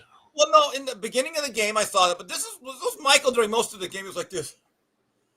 And I'm like, you bore Michael Irvin, who loves Miami football. And I'm thinking, Mike, I don't want to start any bad habits again, but if you need to take a bump in this particular situation, it would be justified because I would have taken one with you. Oh, God. Steve, here's the issue. So Mario has the ultimate it factor in this business that you have to have, which is the recruiting element. So he has that down. He has that. Yes. He has to learn now, in my opinion. This is my humble opinion. I like Mario. AJ loves him. AJ McCarron, obviously. He has to now say all hands off. I have to be now the manager. So when we won it all, I was a play caller, and I was like, fuck, man. I hated it because I had to fire my OC that I did hire, a good friend of mine. I had to let him go prior to the season, and then I had to take it back over. So I let him coach all spring long, and then the summer comes, and I had to install my offense back again. And luckily, we had a returning group, so they remembered me from the year before as the OC and the head coach, and so it was kind of seamless. But that was an anomaly. After that, I figured out I had to hire and just leave my hands off of all things coaching element-wise as far as X's and O's. Don't fucking... Coach, is it true that you have to, as a head coach, the most effective way to do it is to coach the coaches? Do you find that to be true? Fuck yeah. I coach. We had more staff meetings than anyone in America. My staff will tell you. And I talk to coaches right now that I got 3 at Oregon right now. I got 13 guys coaching D1 right now. We talk all the time. They're like, Coach, we don't even meet half like we used to. He's like, we don't do half the shit that you used to ask us after practice. I come in, Steve. right there. Coach, hey, Steve. Coach, we are running up-tempo spread, right? Please tell me. We damn near might get in 21 and just run ISO at these pussies because they can't defend it no more. Well, so anyway, I'll be in pistol and actually run inside. But anyway, let me ask you something. Saying all that, I said, you know what? They were like, Coach, you come off the field and you go around the table with 20 guys and say, Seth, give me your good and the bad today. Your group. He was tight end coach. And boom, he'll go through it. And he said he don't get asked that shit no more. And it makes him it makes him on eggshells because tomorrow, because I was the first, I don't know if first one, but I'm one of the people that I know a lot of people asked me what I did. And a lot of D1s would come recruit and see what I did. And they would take it. And they were like, what the hell is that? Number 1 was a helmet cam on the QB. Number 2 was my voice dictation. I had a voice recorder, and I literally talked in there the whole practice. And then I took it, and I got an expensive one, plug it into the computer. It literally prints out on a paper everything that I discussed, and I'm just in there motherfucking well. I got tired of printing it out for the staff. When I was pissed off, I just put that fucker on the table in front of the staff and hit play. And I made them listen to 2.5 hour practice of me just ripping their ass on the voice thing. And it was the greatest tool I ever used. And I go clinic and I tell these guys, get you one of those, because now I don't have to write shit down and I can see it, walk around. I learned over time and 21 years doing this, 12 as a head coach. Hey, dog, start dealing with special teams more than offense and defense. So I bet you Libby and all those guys did the same thing. Coach Limbo, he was a special teams fucking genius.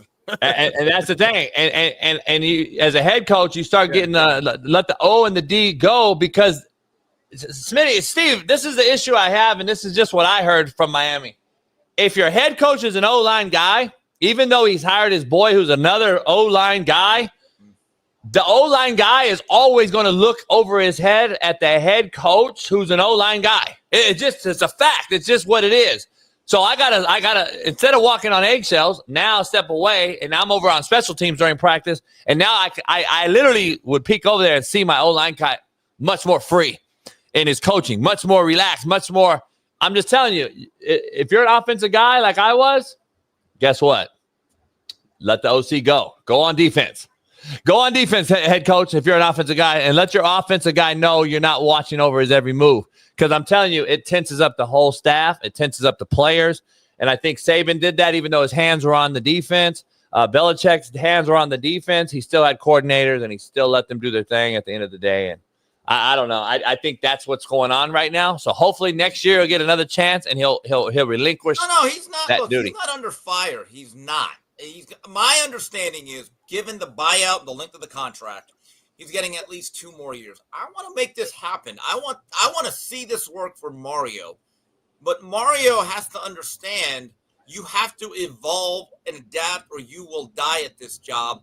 And guys, I've had so many fans going out of that stadium last Saturday that have reached out to me via text, DMs.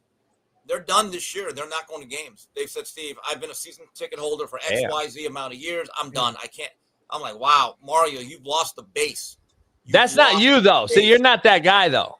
No, but I'm not. But I'm a realist. But no, I live 3,000 know. miles away. There's no pressure for me to go to every game. I live 3,000 miles away. But I knew halfway through, even if we would have won the game against SMU, I just said to myself, you know what? I think I'd rather be at Palooza. And I'll tell you why, JB. Because as I'm watching this slog, and it was a slog, I'm missing Vanderbilt, Texas. Duke, Clemson played a hell of an entertaining game. And I'm thinking to myself, I'm at the worst game. And this is the entertainment industry that we are in, even sports. And when you go to a game, guys, the way I do, and you have to travel out, right? It's not going to UCLA or SC. You actually have to catch up on like 7-8 hours of football. And I'm still doing it, watching games, going through my DVR. So there is a bit of a sacrifice that I'm willing to make. But as I'm leaving the stadium and we're all walking out, and Miami fans, we had this look of they weren't even angry. As I said to Danny and Peter, it was an air of resignation of, wow, so this is what it is, huh, with Mario. That's bad. It ain't good. I hate to see the casual fan guy that just is worried about either the sex appeal, the betting side, or just a fair weather fan just say, I'm not going to no more games. Well, yeah, but that's what we have on social media too much. Right. You are right, but if you are a Miami fan that was in Dallas, you're not a casual fan. And trust me, I actually have gotten to know these people. I recognize them. We may not be friends. We're not going to exchange Christmas cards, but I see them at the tailgates. I see them at the pregame parties. I've met them. I sit next to them. You kind of recognize people. They introduce, hey, Steve, I like your stuff. By the way, I had another couple of JB fans during the pregame. Hey, Steve, I watch you on JB. I get that all the time. So if you are a Miami Hurricane fan in Dallas, you're not just a casual bandwagon fan. That's my point about it. Yeah, no doubt. I'm just saying, I think we see so much of this casual fair weather fan across all sports that it's like, come on, man. We got it. Like it's too much. Like, I'm like, God damn. I just have been seeing it. Like, there's too much talent out there, but you can say that about every coach because they all hit a wall. Eventually, talent does not always prevail at the end of the day. But the thing is, Mario can get the talent. Now he has to figure out how to push the right buttons at the right time. That's it.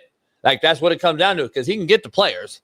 So he always has. But I also let's make sure we pump the brakes a little bit and like, listen, the Miami hasn't reached the pinnacle, but at the same time, man, they have been a legit team since he's been there. It went 10-3 last year. They're still like rolling right now. I understand they got the 2 losses, but if they finish the season off strong, it'll still end up being a strong season. Look, so he's still doing a good job. Is what I'm saying. They still have a chance at a 10-win season, but here's the reality. When people say, "Oh, that's Miami's James Franklin," and I'm like, "Time out." James Franklin only lost to good Michigan and really good Ohio State teams for the most part. Before this year, before that stretch, he beat every single other team he's supposed to. Mario's not doing that. I think it's actually an insult to James Franklin when you make that particular comparison. If you look at James Franklin, he had 2 hurdles he just could not climb. Michigan, who was a consistent playoff team the last 3-4 years with Harbaugh, and then obviously Ohio State, which is no worse than the second best program in college football the last 10 years. Nah, that's a fair point. Josh Pate, friend of mine. I talked to Josh here. I like Josh. I'm friendly with Josh. He dropped the bomb on Buzzing with the Boys about the head coaching job and Lincoln Riley. Let's hear this one. Okay. Have any feeling on any of these job openings right now? Yeah. Care to off the record? So just put this on your radar. Put it on. I'm just gonna. And can we end on this? Can we agree? We do have a final bite from McDonald's, but and also should we wait? This could be the take going into the weekend. Can you put the pin back in? Whatever you just pulled. All right, you ready? Pull the pin. All right, here we go. Let's just keep an eye on Lincoln Riley at USC. He watched our show. Now, hold on. These motherfuckers all watch our show. They tell you they don't. They do. They're liars. They watch our show. And then at least they'll tell us. At least I know Compton and them watch it, and I know Pate watches it. They'll tell us at least Hold on, watch I got a question. But who brought up Lincoln Riley on this? More than anybody else in the country. But you were just guessing, though. He has actual information. Here we go. Okay, here's my question, though. Does he mean Lincoln Riley will leave on his own volition and is actively, not actively, but behind the scenes, him and his representatives are looking for another job? Because right now, with the year they're having, they're still trending toward maybe being in the playoffs, 10-win season. I think that he's kind of off him. So what Pate is saying is that Riley is looking for an exit.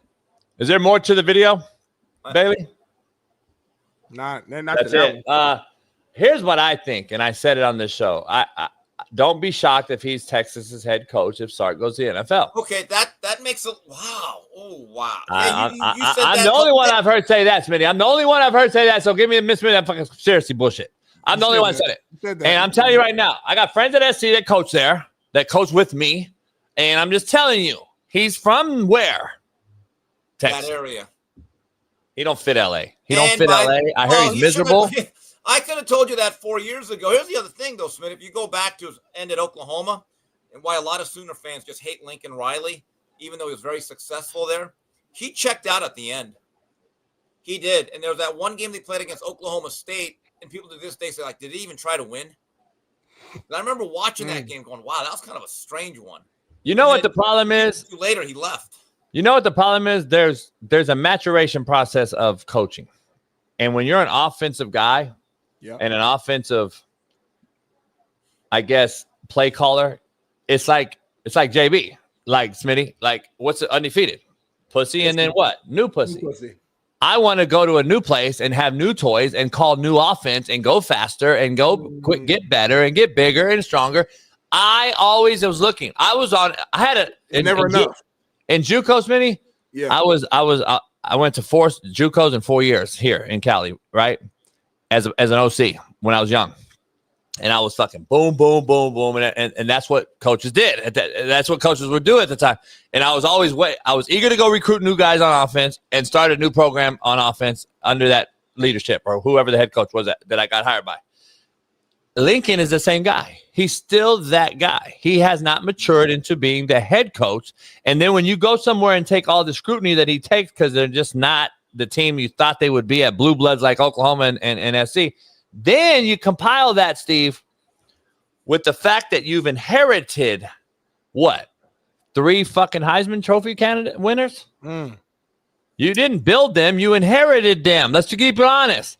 And what quarterback of those guys have grown under him and matured and become real good in the NFL? I'll wait. Well, Baker Mayfield. Has he really? Yeah, stop. Baker's legit. Stop. But Baker's not his guy. He's another inherited guy. Okay, but all right. Jalen Hurts, inherited guy. The only guy you can really give him credit for, and to be honest, that recruited him out of high school probably would be Caleb Williams. Oh, you're right. Kyler was an A&M. No, Tyler was at Texas Tech or A&M. A&M, that's right. He came Hurts was at Alabama already. Like, how did he make Hurts? Hurts was under Saban for 3 years, you fucking idiot. Yeah, Hurts was already like there. God damn, some of these fucking idiots. Hey, when did he get Baker though? Baker was at Texas Tech first. I know, but for how long? Was it a year? For 3 years though. Most I don't of know. Baker's career was. I'm gonna say he had Baker for a while though. Right. Because I think Baker was a Heisman finalist all 3 years. By the way, well, Coach, I think SC is actually right now a playoff bubble team. They're right in the mix. Okay, I'm just telling you. So if they close it out, they gutted one out against Lincoln, Nebraska. There was no style points, and look, Raiola got hurt. So let's say they win 10, 11 games, make the playoffs, whatever happens, and then you have the #1 rated recruiting class coming in. That's what I'm saying. Lincoln is going to leave all of that right now. Smitty, you keep saying that's what you're saying. It's fucking year 5, homie. You just don't like bro though, which is fine. No, it's not that. I'm used to SC and how people. So Willie Fritz can go to Houston and go and win 8 games year 2, and SC can't. SC's still irrelevant when it comes to the thick of things nationally. They're not irrelevant. They're in the playoff race. They're in the playoffs. They're not relevant. Hold on. In the 12-team playoffs. That's what it is. Stop saying that. But listen, that's still you can't not say it, Smitty. This team is fucking as mediocre as a SC team as I've ever seen. And I'm just telling you, if it wasn't 12-team playoff, are we even talking about SC right now? If it wasn't a 5th, we'd all be drunk, but it is. If it wasn't 12-team, Ohio State would have won last year. So fuck it. I'm not. Listen, Steve, let me ask you, Steve. You watch a lot of football in your life, and Smitty, you've seen a lot of football in your life. You can't sit here and tell me I turn on USC and say, "Damn, they could beat anybody in America." No, that's SC. We know though. We don't know that, homie. Ain't been that guy since 05. Especially with the injuries at running back. But let's not act like this is the Paul Hackett Trojans, Coach. I mean, come on. This is not like the. I think Paul Hackett team was better. Larry Smith teams were better than these teams. All right, the Larry Smith teams went to 3 Rose Bowls. Good teams. I'm just saying, there's a real men played. The problem is that JB is stuck in 2005, and they're the number 19. They're the number 19th team. They have to still play who? Like I don't get an SC thing, but they're 19, and I don't see them getting into the mix. Into the fray. I still think they lose another game still. They got Northwestern, Iowa, Oregon, and UCLA. Iowa. So Signiti can go and dominate. Signiti turns Indiana around like this, Steve. Boom. And we're in fucking USC, and we're giving this guy 5-year pass. And Signiti's at Indiana, a fucking number 2 team in the nation? Come on, man. We got to stop giving this guy so many fucking passes. Get his ass out of L.A. Shit, he don't belong here. Comparison's the thief of joy. Yeah, whatever. He's shitty. Hey, Coach, compare that. JB, what are you hearing about the UCLA job? Who's in the mix? I'm hearing a new name. Who? And I think it's real serious. Who? Makes really good sense, too. Because you can get him for fairly cheap. This is crazy. He brings a staff with him that is straight from L.A. Who, though? And I think I'm going to call it. Like who? Shaun Lewis could be the new head coach UCLA.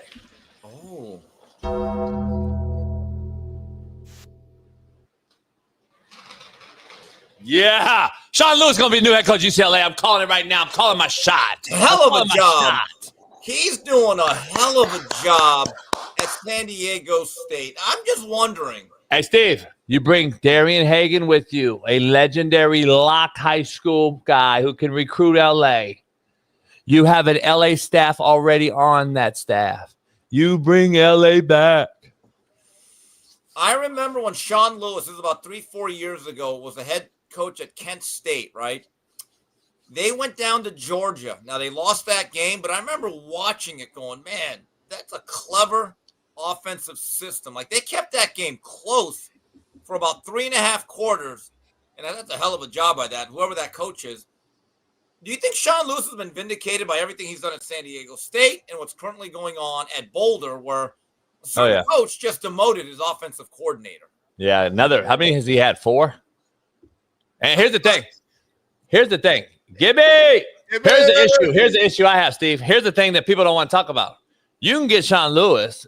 Yeah, you might not say he's a sex appeal hire, and he's not the sexiest name out there, but guess what? UCLA right now, I don't think it really matters if you get a quality guy that can come in there and known for rebuilding. Kent State, he's rebuilt. Fucking look how shitty they are. Everywhere he leaves, they're shitty. That is the true definition of how you miss a guy, how they are after that guy leaves. And I'm just telling you, look what he's done already at San Diego State. And you take a guy there where you don't have to pay $10 million to right now. Let's go. Let him go get there and get a staff and get that going. I think it's a great hire. I think that should be number 1 on the list. That would be a short list guy if I am the UCLA brain trust. It would be. Really. Wow. I hadn't thought about that name. Yep. That's I'm going to call it right now. But here's the question. How many people are going to say that on their show now? Let's mark it down. Make sure we watch it. All right, let's start right now. Let's see it. Let's track this, Smitty. Let's track this now. Cut this. Somebody, one of our fans, Kevin the Trucker, cut this just so we have it as proof. We're going to post it on Twitter immediately as proof, and we're going to just count from here. Matter of fact, Kevin, stop making fucking memes, the Bunny the Rabbit of Steve and all this other shit. Just start taking clips of our show and saving them so all the shit comes out that ESPN, everybody steals, and then you could drop it, and then we can. First of all, it's not just the Bunny Rabbit. It's Bugs Bunny. A little respect. Yum, yum, yum. A little respect for the greatest cartoon character of all time. That's Screwy Rabbit. Hey, guys, let's do the top 10 games of the week here. Yes, let's do it. Top 10 games of the week. Brought to you by Twisted Tea. And hopefully we can watch at least half of them. Again, let's take care of that, Coach. All right, top 10 games of week number 11. Tell motherfucking shit out. Twisted Tea, shout out. We are going to go to the Big 12. Fireball. The only top 10 matchup of the week. I'm going to make a prediction. I love Kalani Sitake, 47 Bachmeier, one of the great freshmen this year. I believe the Red Raiders beat them. It's in Lubbock. The tortillas they should. Flying around. See, that's the thing, Steve. That's that. Back to my point. They're supposed to. They got $100 million roster, don't they? $100 million, but yeah, you know what I mean. We exaggerate on the show on purpose. That's what makes the show great. But they got $1 billion roster. Why? Like, aren't they supposed to win? Yes. BYU's a bunch of old, slow Jewish Mormon whites. Why the number keep going up, JB? They don't get no pussy. Like, what's going on? They pissed off. Jewish guys at Tulane now, but Cody Campbell's put together or financed a very good roster. I believe the Red Raiders come out of here, and that Big 12 race, it's going to get tough. Now, A&M against Mizzou. I'll put all my money on BYU today. Let's go. I'm a big Elko fan. Yeah. Now, after all these emotional victories, Mizzou does not have Privula. They have a young freshman that has a little bit of promise. But A&M, if you don't want to be the old A&M, which is solid and good and always lose 3-4 games, you got to come out there to Mizzou and take care of business and stamp yourself as one of the elite teams, which I think they are. I think they're number 2 in my particular list. But this is a game you got to go in there and take care of business and do the do. Steve, let me ask you something real quick. A&M, would you be upset right now with strength of schedule and all the things that they've done if you were ranked behind Indiana? Because strength of schedule wise, I think they have the more impressive wins. Other than the Oregon win for Indiana, I don't know if one sticks out to me. Yeah, I think A&M has a real serious beef with number 3. Yeah, I think they do, and you can make an argument that, hey, look, they still went to LSU, and that kind of mattered. I know LSU's been a bust, but I like A&M. They have a mobile quarterback in Marcel Reed, who no one's talking about enough. I think he's really developed into being an upper-level SEC quarterback. Cassius Clay House, things like floats like a butterfly, thinks quarterbacks like a bee. That guy is a great edge rusher. Great D coordinator in Jay Bateman. Yeah. Right. So they got a complete team. They got two really good wide receivers, Concepcion and a Craver. This is not the same A&M. This is a different type of A&M team, and I'm a big believer in Elko. Number 3, guys, I think the Ducks are going to have some issues in Iowa. If you look at Oregon the last month or so, they're not that explosive. Something's going on there. And Iowa and Iowa City, they take everyone down. I don't want to say down to their level, but they get them to play their game. Because the one team that's played Indiana tough, the Hawkeyes. They needed a last-second kind of a slant to Elijah Surratt, but they were in line to win that game. I like Iowa here, guys. What's going on at Oregon? They had a big-time corner into the portal yesterday. Well, he was a 4-star who wasn't playing, so he just decided he's out. So he's gone. That's college football today. I know you. So does that fall under the one transfer rule thing, or is that not yet? Because I heard that kicked in on November 1st, did it not? Well, then obviously, here's what I Haley, see if you can find that for me. But Coach, I believe in Smitty. I believe that guy's trying to tell people right now, hey guys, I'm already out in the market. So if you need a cornerback, let's talk right after the season. I think this is his way of being first in line for any team that needs defensive back help. Number 4, LSU and Bama. LSU, we know what's going on. They got a new coach, Frank Wilson, great LSU Tiger. New AD officially. Yeah, and they still have real NFL talent, and they're coming off a bye week. Let's see if they can rally the troops. And Bama has been winning, but they have not been dominant. So LSU, let's see if they have enough raw talent and some pride to at least give the Tide some sort of tussle in Tuscaloosa. Number 5, guys, Trap City. Georgia is another team. They just find a way to win. Kirby Smart has developed the most resilient team in the country. But every game going into the third, fourth quarter, they're losing. Now they go into Cowbell City of Stark Vegas. Now, look, Mississippi State has blown some games, but Jeff Levy's developed a nice little program. This is going to be a tough game. I believe going into the fourth, this will be a dogfight. Let's see if Georgia comes out again. Number 6, another Big 12 battle. Iowa State takes on TCU. Iowa State's been disappointing. Not the type of year you expect from a Matt Campbell team, quarterback. TCU only has 2 losses, both in the Big 12. So if they want to stay in the thick of it, you got to defend your home turf. Then Kansas versus Arizona. I don't know why I put this game in. I like Jalen Daniels. I like Leipold. And Arizona. This is a game they have to win. I don't know why I put it in. I don't know why. I like Kansas. By the way, the Kansas Jayhawk is a great logo. It's a great logo. It's right up there with Joe Bruin, by the way. So the thing is with Arizona, Coach Brennan is now winning some games. But all the strides you've made, you have to win this game to let people know, okay, there is life after Jed Fish. Here's the other thing. Tulane versus Memphis should probably be ahead of them. Memphis, you want to be in the playoffs? You have to keep winning. You've already dropped one game that you shouldn't have. Tulane got bamboozled last week. Maybe they still have hopes. Good game here, though. But Memphis right now, most people believe has the inside track for that G4 playoff bid. Then, Navy at Notre Dame. Navy with that style of play is difficult. They may have been caught looking ahead to Notre Dame, but this game's at South Bend. And I love the fact that Marcus Freeman is flat out saying, no. This half-crouching Tiger, I'm staying in South Bend. I like that. Stay there and build that program. And number 10, Indiana versus Penn State. Now, guys, Penn State has set a record. No team that has ever been ranked number 2 in the country preseason ever lost 5 straight. That's what they've done. Now, they still have a good base of talent. But this game now is at Happy Valley. Woo. Let's see if Indiana can just go in there and take care of business and do what they're supposed to do. But this game can get a little bit tricky, I think. That's it. Top 10 games, week 11. Shout out to Steve Kill, man. Top 10 game brought to you by Red Bull, man. This is amazing. One of my favorite segments of the week. So far, I've been looking at this. I've been looking at all these things. So far, every new interim head coach has got their team to play hard. Right. After the dismissal of the head coach. So the only one that hasn't won immediately was Penn State. So played hard. They played hard. though. Yeah. So do they play hard against Bama, or does Bama absolutely woodshed them?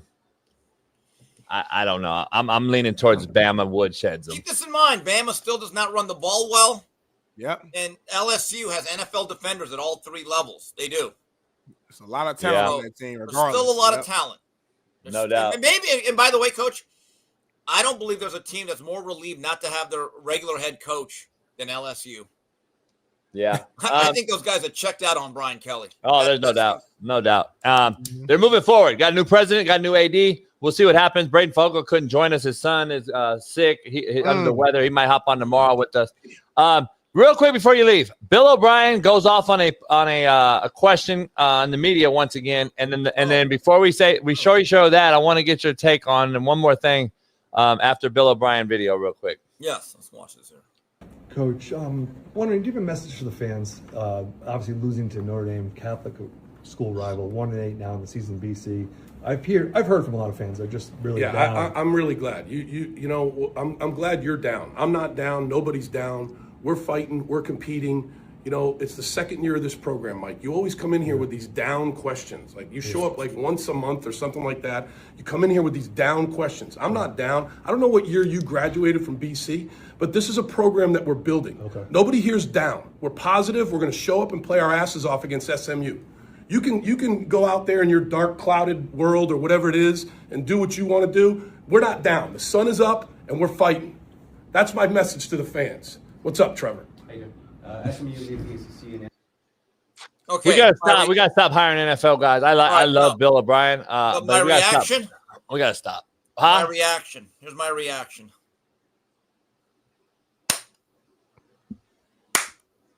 Slow 80s clap. And you know why? Why? That guy showed some piss and vinegar. He got his Jim Mora on. I'm sick of these corporate coach speak, Captain I like the fact he showed some fire. He's pissed off. I like the fact that he came off script. I get it. Bill O'Brien may not be a great fit for college. But you know what? I actually like the fact he's showing some emotion, some human emotion that's missing. I will look, and I'm not saying he's doing a good job. He's got to fix this whole quarterback thing. And, Coach, I'm with you. Maybe an NFL guy should not go to college. I'm with you. But I like the fact that Bill O'Brien actually acted like a human being that's just pissed off and wants to make this better. I don't mind that. As a media guy, I love to watch it because now it gives me something to talk about. Bill O'Brien, game ball to you, man. Yes or no? I mean, he could be pissed off and piss and vinegar, and it could be pissing collard greens, pissing whatever, but you're shitty.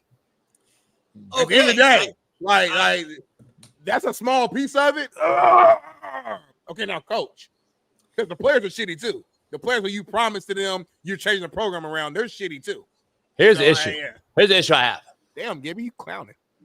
Here's the issue I have, Gibby. Gibby, listen up. Here's the issue I have. Here's the issue I have. I have an issue with Twisted Tea because they haven't responded. Number one. Number two issue is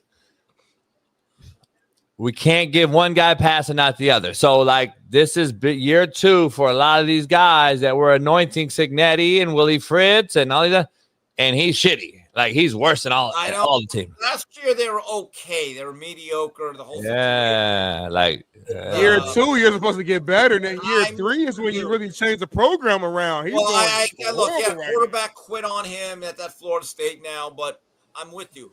But I like Bill O'Brien. I do. But I don't know. I kind of liked it. Like, we always give Jim Mora credit. I like hearing a piss and vinegar coach, but they're shitty. He can't simulate, and that's the problem. And that reminds me of my favorite Jim Mora quote. Because we couldn't run the ball. We didn't try to run the ball. I mean, we were we couldn't do. Oh, that's fucking hilarious. I watched that the other day. Now, by the way, he resigned, I think, that next week. Yeah, he did. And he was on our show, and he's still the same type of guy, you could tell. Jim, the other one. The other one, during the preseason, this is a funny quote that Fred Rogan used to play all the time. So some guy asked him, Smitty, well, Coach, what are you guys trying to do here? And like he listen, you guys don't know what we're trying to do. You don't know why we're trying to do it. You don't know what you don't know. In fact, you know what? You don't know, and you never will. I could not believe when Smitty and I had him on. I had no idea he was fucking 90 something. I was like, holy shit, the guy's sharp. So I don't know. Last thing, where is Pat Fitzgerald, and why isn't his name being thrown around? Because he's been vindicated. And let's hear what he had to say here. You feel vindicated, Pat? I feel 100% vindicated. I mean, you alluded to the statement earlier. I let that speak for itself. Unfortunately, I'm not allowed to talk about other things a part of that settlement, but I feel very, very vindicated. I feel, again, especially for our players and their families. The facts are the facts. And, I feel vindicated for our players, our families, our staff. And, I'm happy for my guys. I got a bunch of them out there. I think 10 of the 11 starters right now are going to go compete their rear end off on that defense for Timmy McGargle in LA, this weekend in the top 20 defense. I think 6 or so of the starters on offense. So those are my guys. I love them. I'm proud of them. And I want to see them have great success. And then, we'll see if I get another group here, hopefully soon. You feel vindicated? He's cooked. Put it back in. Put the video back in. He's cooked. Why? I love Pat, but can you show the video, Bailey? I love Pat. I do, but he's cooked. His shit's over with. Really? It's done. Yeah, it's done. Pat? Unfortunately, I feel 100% vindicated. Let me show you real quick. Why did you see that? Put it right out. there, right The there. haircut? The haircut's he's fucked. He can't walk into any household with that fucking. He can grow it out. Don't worry about it. Cannot walk into a household today. Don't worry. Like, look, grow it out. Dion won't walk into a household. This cat can't.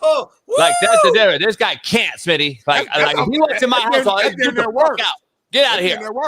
Get out of here. You can't recruit my son like this. You got a toupee on. I look like Opie. You got a toupee on. I think the haircut's fine. It just doesn't look right. Doesn't look right. Opie from the Andy Griffith Show. This does not look right, Steve. I think it's fine. It's an old school. Not everyone is blessed with this. Okay, I get it. But now here's the thing. Andy Griffith. Is it parted, split cut, and faded, homie? Yeah. He got a 3-act. He has a 3-act. He has a comb over, split, part, and a fade. He went to 3 barbershops. He went to Great Clips. He went to the Hood, and then he got the scissors. Right. He's trying to be cross-cultural. He's trying to relate to every part of that locker room. Here's a shame. It's a damn shame that he's not the coach at Northwestern, because they're building a new stadium, Ryan Field. Yeah. That thing is state of the art. Northwestern, you are acting like a football program. But on a serious note, I've actually heard that he's been in the Miami building. What'd you say? He's pretty tight with Cristobal. What'd you say? I don't know if he's going to join the staff, but I know that he's been around. I know people that have seen him. One last thing before I go out, guys. I sent you the video, Coach. Man, what a sad. I didn't know that they were tearing down Aloha Stadium. Yeah. In Hawaii. Yeah. Man. Timmy Chang. Shout out to Timmy. Good dude. That stadium is historic. That's a shame, man. That should be a protected monument or something. Yeah. Where are they going to play at? Aren't they building another stadium for Hawaii? I guess they only get like 37 people show up. It's just unfortunate because you're out there on an island, obviously, literally and figuratively, and you're on an island and you play at like midnight to the rest of the world, and nobody gets to see you. And Timmy Chang's done a hell of a job. I think he's 6-3 this year. Done a hell of a job at Hawaii, but it's a tough. But salute to Aloha Stadium, man. That's where the Pro Bowl was when the guys still played hard. A lot of good rainbow football under Coach Bob Wagner. They've had concerts. I mean, that's like their version of the Orange Bowl. You should protect that place, not tear it down. Sad. We got something to show you, though. We have something to show you as you leave the door here today. Yes. Bonsai, yes. Who is this? That's my cousin. Who's the Asian Cosell? Please clarify. That's my cousin. We're all related. The Timu version is insane. Y'all gotta stop, man. Steve. Have a great day, man. Enjoy your day. Get your. And Smitty, and I won't see you Saturday. No, hold on, JB. Get your shit right. I'll pull up. Yeah. But if I pull up and we can't watch the fight, I'm pissed off. I'm not gonna. No, I'll have my computer. Don't worry about it. He ain't got Wi-Fi, Steve. What? Now ESPN took my Wi-Fi too. YouTube TV got everything. I mean, it's a one package. Don't worry, he's gonna bring. Don't worry, Coach JB will bring out the Magnavox. All the old. I'll pull up there, fix some wings and some onion rings. I never had the onion rings yet, so fix some onion rings, some wings, some burgers, and I'll pull up. Yeah. So I'll see you guys. I'm gonna make smash burgers. Oh, perfect. Some wings. Yeah. Some wings. Some wings. Gotcha. Some wings. Yeah. All He love my wings. He love my wings. Yeah, love my good. wings. The wings good. He actually like the wings. Like always bring up wings. But anyway, the barbecue burgers. We'll see you Saturday. All right, this day. One more thing, now your barbecue baked beans, your barbecue burger, your wings. One thing that I want, I can't remember. Have I had your tacos? Like I know your boy comes for Super Bowl, but have I had your tacos? That's the one I don't know. I don't know, but my tacos are fire. I know I want to try them bad, but I don't want to put too much pressure on you though.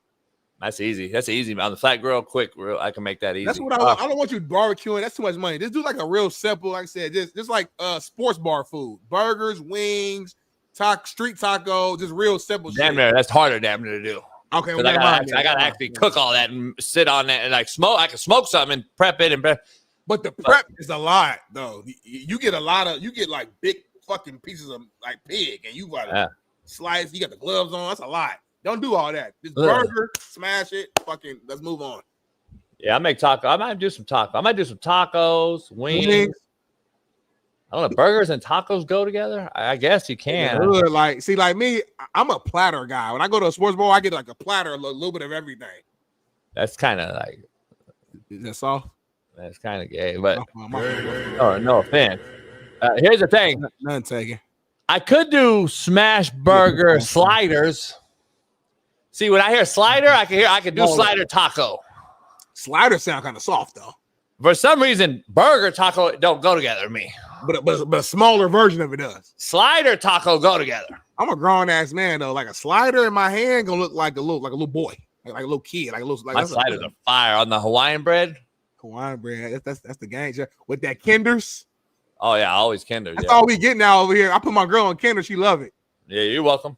I told her I gave you props. I don't do that. I give But let's get some wings for sure. Some street tacos.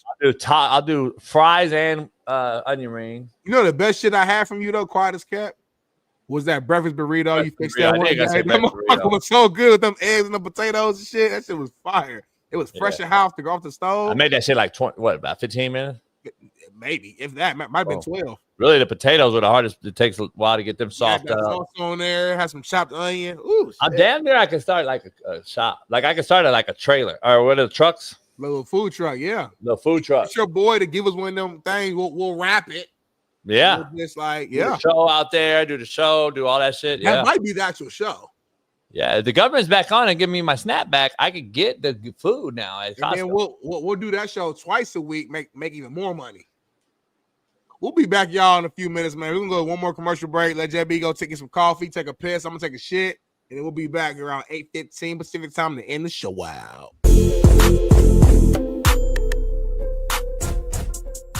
Hey, well, fuck it. I'll go home tonight. I'll drink my yak and smoke my stick, and I'll get it back cracking.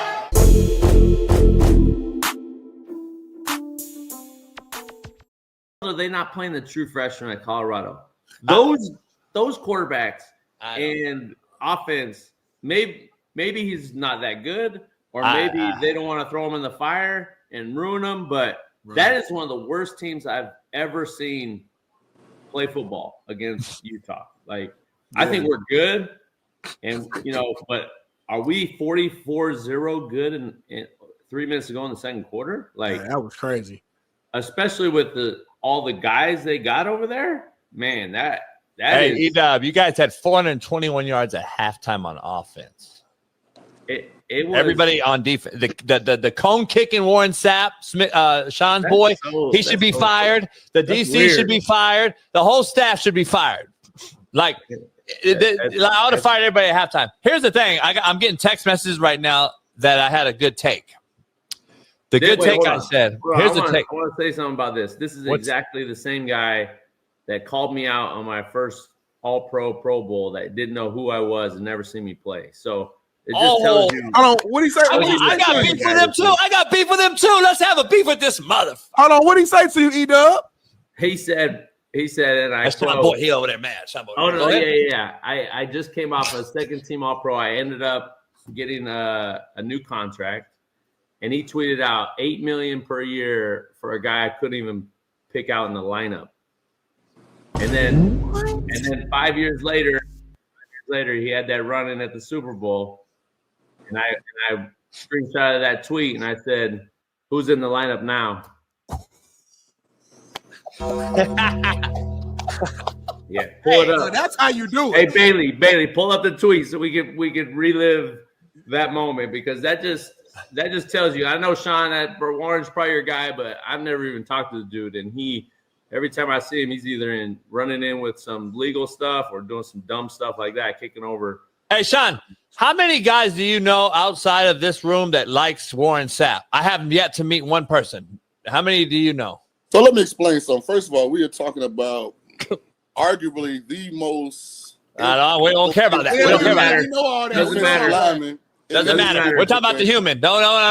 Shit. Fuck football right now. Fuck football right now. Secondly, don't tell me how to answer. Secondly, that is one of my good friends, but as he knows, sometimes he does stuff I disagree with, but he a big boy. He can handle himself.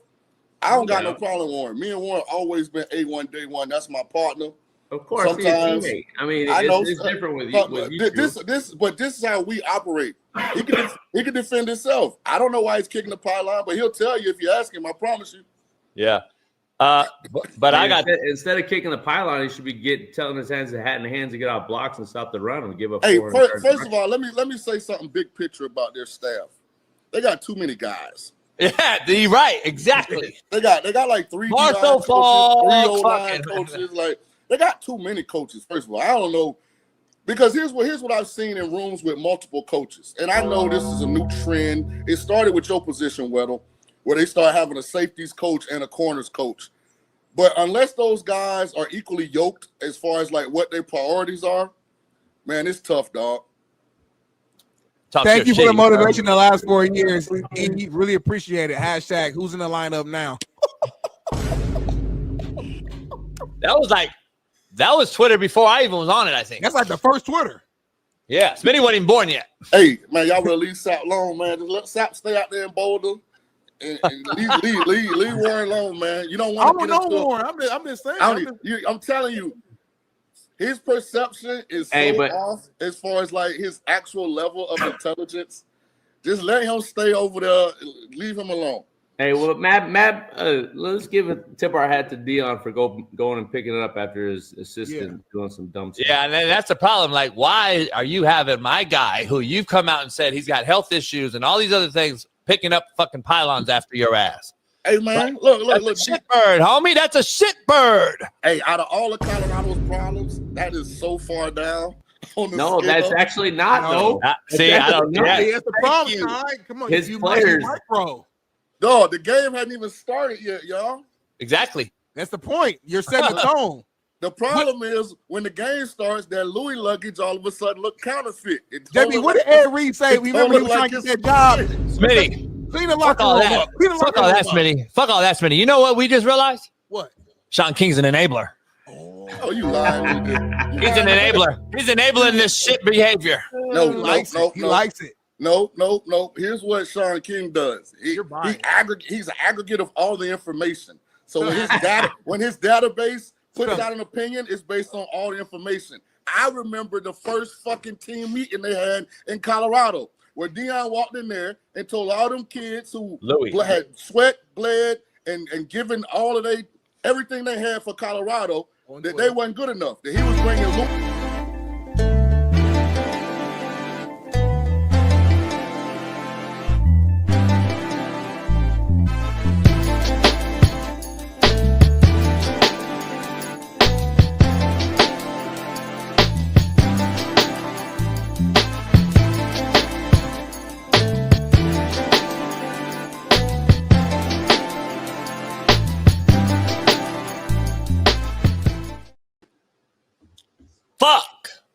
What happened, homie?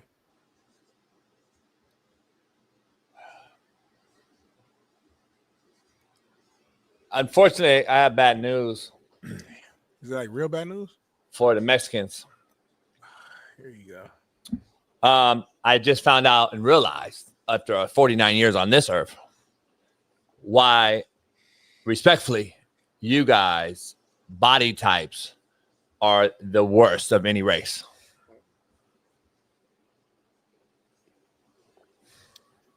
For clarity, before he says why, this is a Coach JB take 1,000%. Myself, nor Bailey, or anybody in the production of this show has anything to do with this take. Go ahead. So all the Mexican homies, I realize why you literally never have muscle mass of any sort.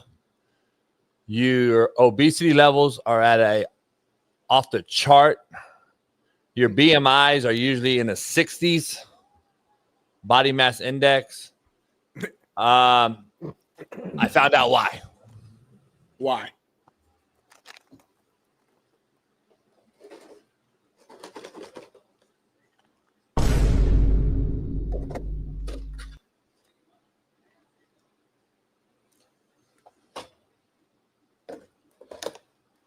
Banuelos chips.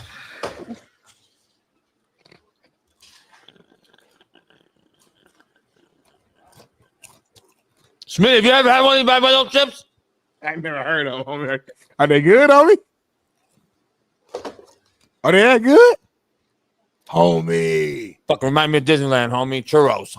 What? It's a churro chip. It's a sugar chip? Yeah. I ain't never had a churro chip. Stop lying. Stop capping. Fucking churro chip, homie. Put it close to the camera, homie. I've never seen it in my life. Put it close to the... I've had every chip in my life. I've never had a churro chip. Churro chip, homie. I'm gonna be honest. I swear to God, right now, I'm gonna smash them all up and I'm gonna pour milk over them, homie. Huh? Cinnamon Toast Crunch? That's what they are. On my mama, they are, homie. On my mama, this sugar right there. On my mama, this fucking. This is Toast Crunch, homie. Homie, make some French toast and put the fucking seasoning over the top. You don't gotta put nothing on this. No, make some French toast and crunch that over the top of the French toast. I know why there's only 2 of y'all that ever played in the NFL. I get it now, homie. I know why not never one of you ever played in the NBA. I get it now, homie. There's no love law. I got ultimate respect for you motherfuckers now, homie. I get why you never played NFL or NBA, homie. I understand it now. This shit is unbelievable, homie. Where'd you get it from, homie? Don't lie. The Mexican spot. I thought you got it from fucking, what's that store you went to the other day? Where you got the cookies from? Oh, Sprouts? Nah. I'd never leave Sprouts if I found these at Sprouts. These are the I gotta stop. I'm no more. I'm a disciplinarian. But I get it now. With some 2% milk, homie? 2% or yeah, I go 2% or even the fat-free one, yeah. Damn, that shit would be fire, homie. I'm running along. You got me hungry the motherfucker now. I promise you. Shit is unbelievable. Like, I can't get it off my lips. As she said. But, like, it's crazy. You know what I heard yesterday? Shout out to the Mexicans. What you hear? I heard a dude say it's gay to eat pussy. Nah, real shit. That. Real shit. And he had a whole fucking rationale behind it. What, in summation, what was his reasoning behind it? I don't know. He was like breaking it down. He's like, if you eat pussy, you're gay, and blah, blah, blah. And then some guy posted like, so you're telling me now eating pussy is gay? And he was like breaking down like why. And I didn't get into the whole thing, but I was like, damn, that's crazy. Because I know the guy who said it, and it was like, he's like a, alpha male. Like, and I'm like, oh, okay. He went it down. I'm not going to believe. I can't even go that far. I'm not even that far. When I was a kid, like a young teenager, and we first getting introduced to sex, all the homies would be like, I ain't gonna never eat a girl out. I ain't gonna never eat a girl. But that was more so on some like ego shit. Like, she gonna give me head and I ain't gotta do nothing to her. Giving head to a woman is grown man activity. Women love it. It's part of the foreplay. It gets them all the way ready. So when you put in your Jimmy, it's going to feel spectacular. If you're not eating cat and you're watching this show, stop watching this show. This is a grown man show right here. Eat the cat. The women love it. Got to be the right cat, though. I'll be honest. I don't just jump down. You're fucking the wrong cat. I mean, there's a lot of wrong cat because you don't even know about the cat. Well, you should know about it before you start to get in. Can't. It's an impossibility. You know. It's an impossibility. Nah, you're a great reader of people. You know the motherfuckers are going. Listen, I've had some dime pieces, and oh shit! No, I ain't saying that. I'm talking about that motherfucker Badusi hit different, boy. My whole room had a cleaning lady come over, clean and detox the fucking room. That's because you messed with hood rats though when you was young. Oh man, I damn near had to put new carpet in. Oh, the juices and shit had the carpet stinking with the odor. No, just the shit is like, it's like cloud seeding. The shit just comes down and it gets into all your shit. It's like cat piss. You're a great reader of people, but your one weakness is vagina. So I think that when you see a baddie physically on the outside, it clouds your judgment and it kind of you like lose your gift. I damn near like think you're lying to me because you're beautiful, but then the pussy stank. Pussy is your kryptonite, though. Yeah. Like, this was funny right here, homie. You'll get a kick out of this one. All right. One of my AEs was like, my gynecologist told me I'm down for a month. Really? Yeah. What? I said, bitch, what'd your dentist say?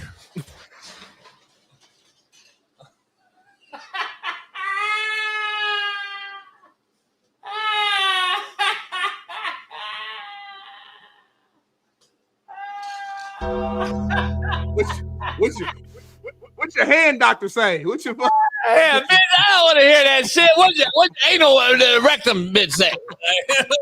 What's your foot doctor say? Like, fuck it. What's your say, motherfucker? What's your titty doctor say? Yeah, what's your fucking breast cancer awareness bitch say? Like, I don't want to hear that shit. There's too many other options, motherfucker. Yeah, you got too many options. You got too many motherfucking options. What'd your dentist say? What's your tonsillitis ass motherfucking doctor say? What's your thigh doctor say, motherfucker? Yeah, like put that shit. Yeah, I'll put that shit between your motherfucking ass cheeks. Shit. Oh, that shit real good, don't it? I don't fucking gyno. I don't care about your gyno, bitch. I don't even want to smell your shit. No way. I don't even want to go down there anyway. Perfect. Yeah, thank you, bitch. Hey, by the way, I got a new scheme. What? I only fuck a bitch on their period.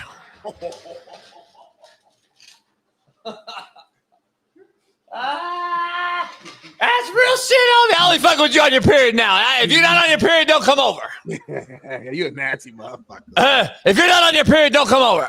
Because I don't want nothing. I already know where it is. You know and I know what's cracking.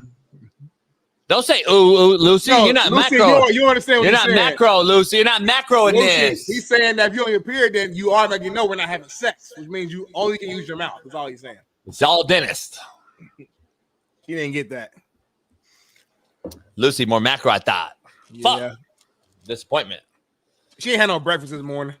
Yeah. She dealing with like sociology and social workers and all kind of shit. So Lucy was the freakiest one in the chat though, quiet as cat. Yeah. 95 pounds with big old anyway, let's keep this rundown going. Let me go pull this back up. You got good internet today. I don't get it.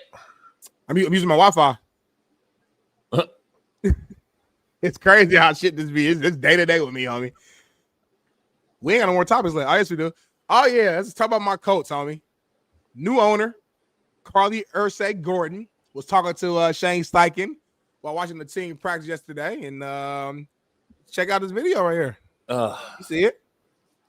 Got the jacket on clean, glasses, hair back in the bun. She ain't trying to worry about looking all pretty and all. That's football. Liking what she's seeing, trying to get an understanding about what happened last week from our head guy. He's breaking it down, educating her.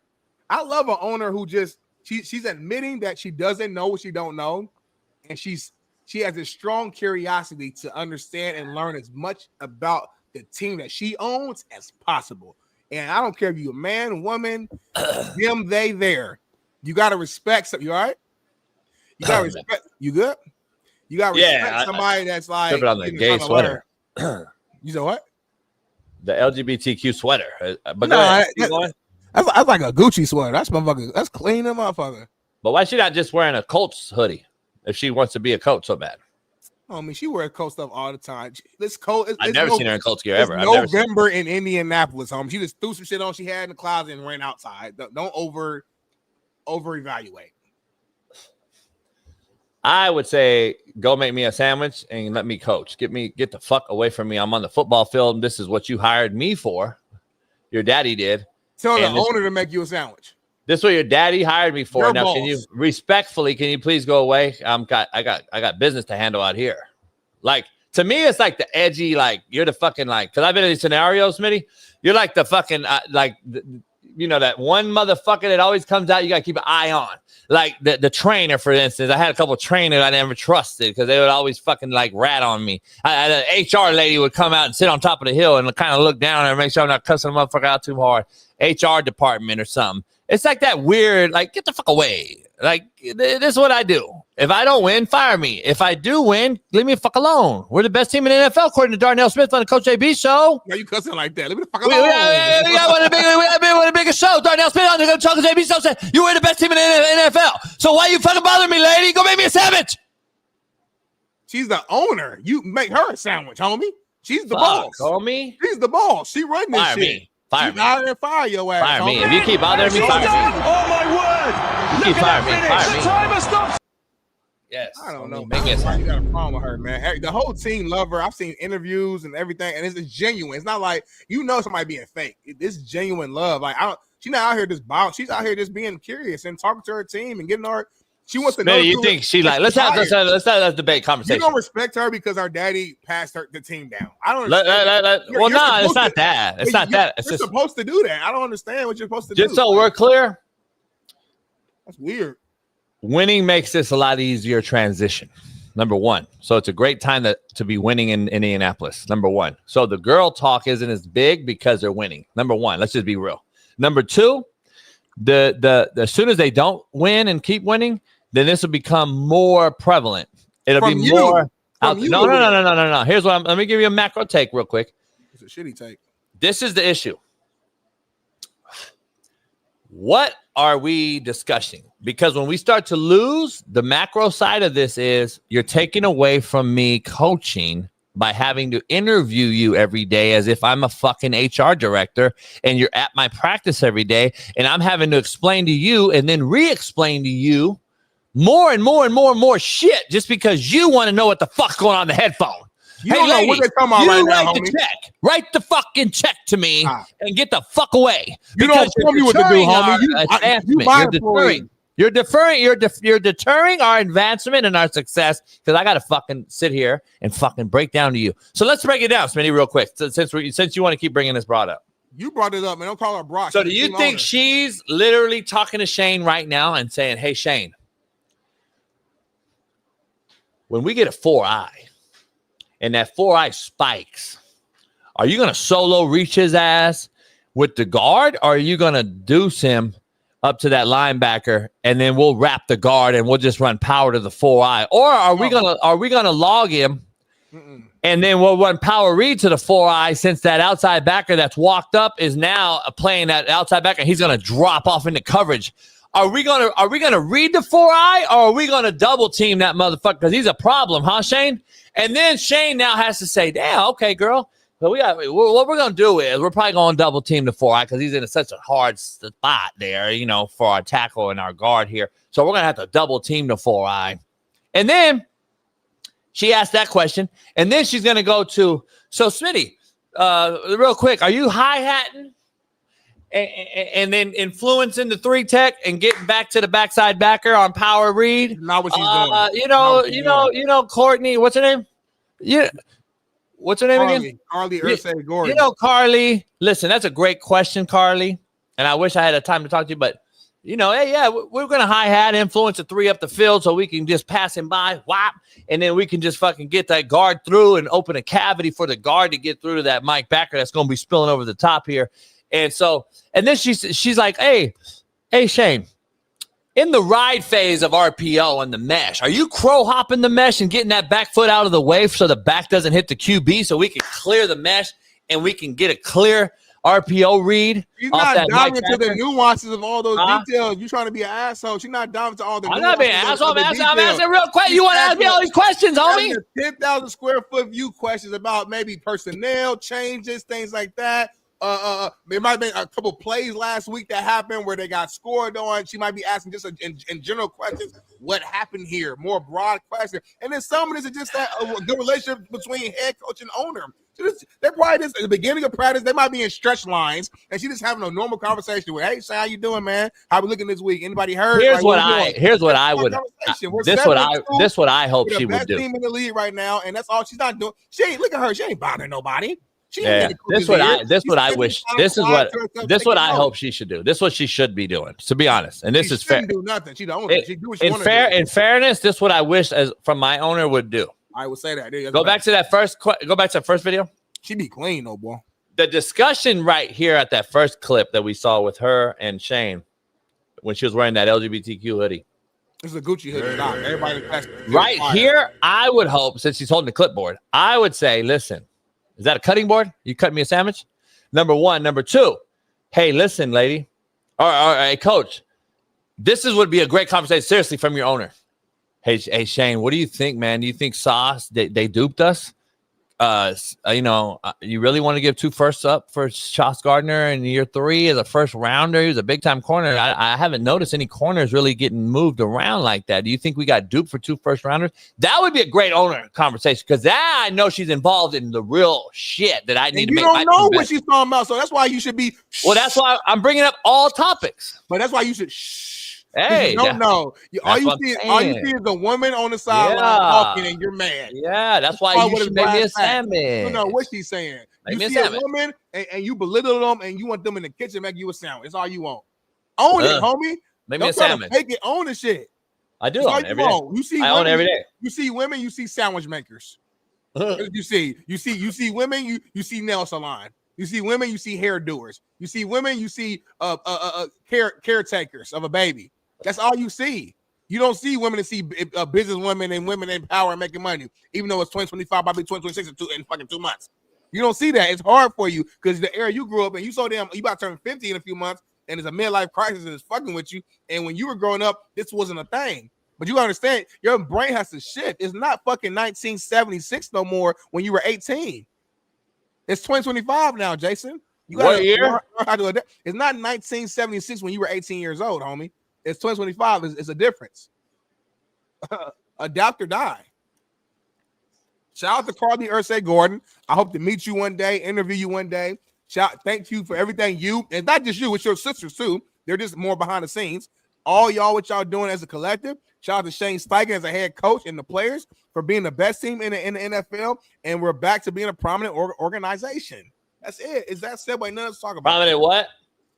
Organization. Shout out to all the great sandwich makers. I fucking love it. I love you, sandwich makers. You guys are incredible, especially when the ones that say gyno told you you're down for a month.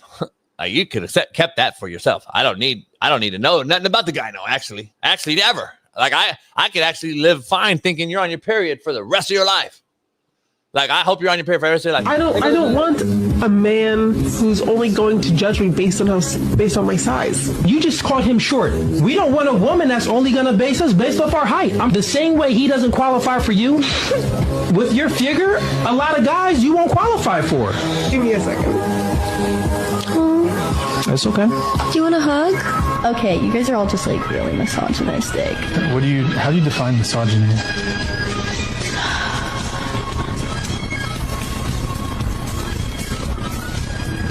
I'm just asking how you define misogyny.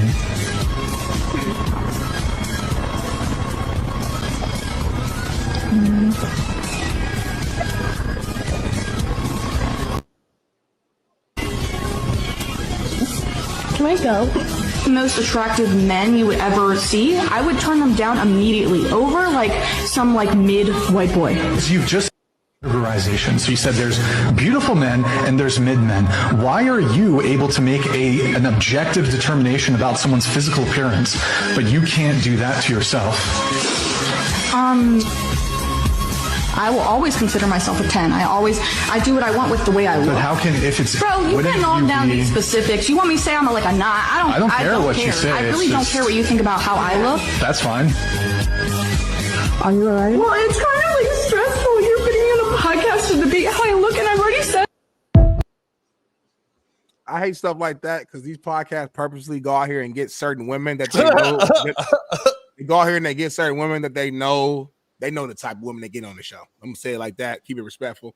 I don't know how women go on those shows. They know the type of women that they get random women. They know are a certain type of way that they can go out there and manipulate, control, and be able to dictate the conversation. They don't go out there and get strong women who actually know how to talk and answer questions. And then people like you are so micro that you watch those clips and say, "See, I told you women are this way or that way," and then that's your proof. You take a small sample size of some lame podcast and then use that to prove everything you said as being right. So go ahead. Go ahead. My point on that was go ahead and cook, and I'm sitting here and quiet. I'm not gonna cook. My point was it's like the girl, the 3-tech girl.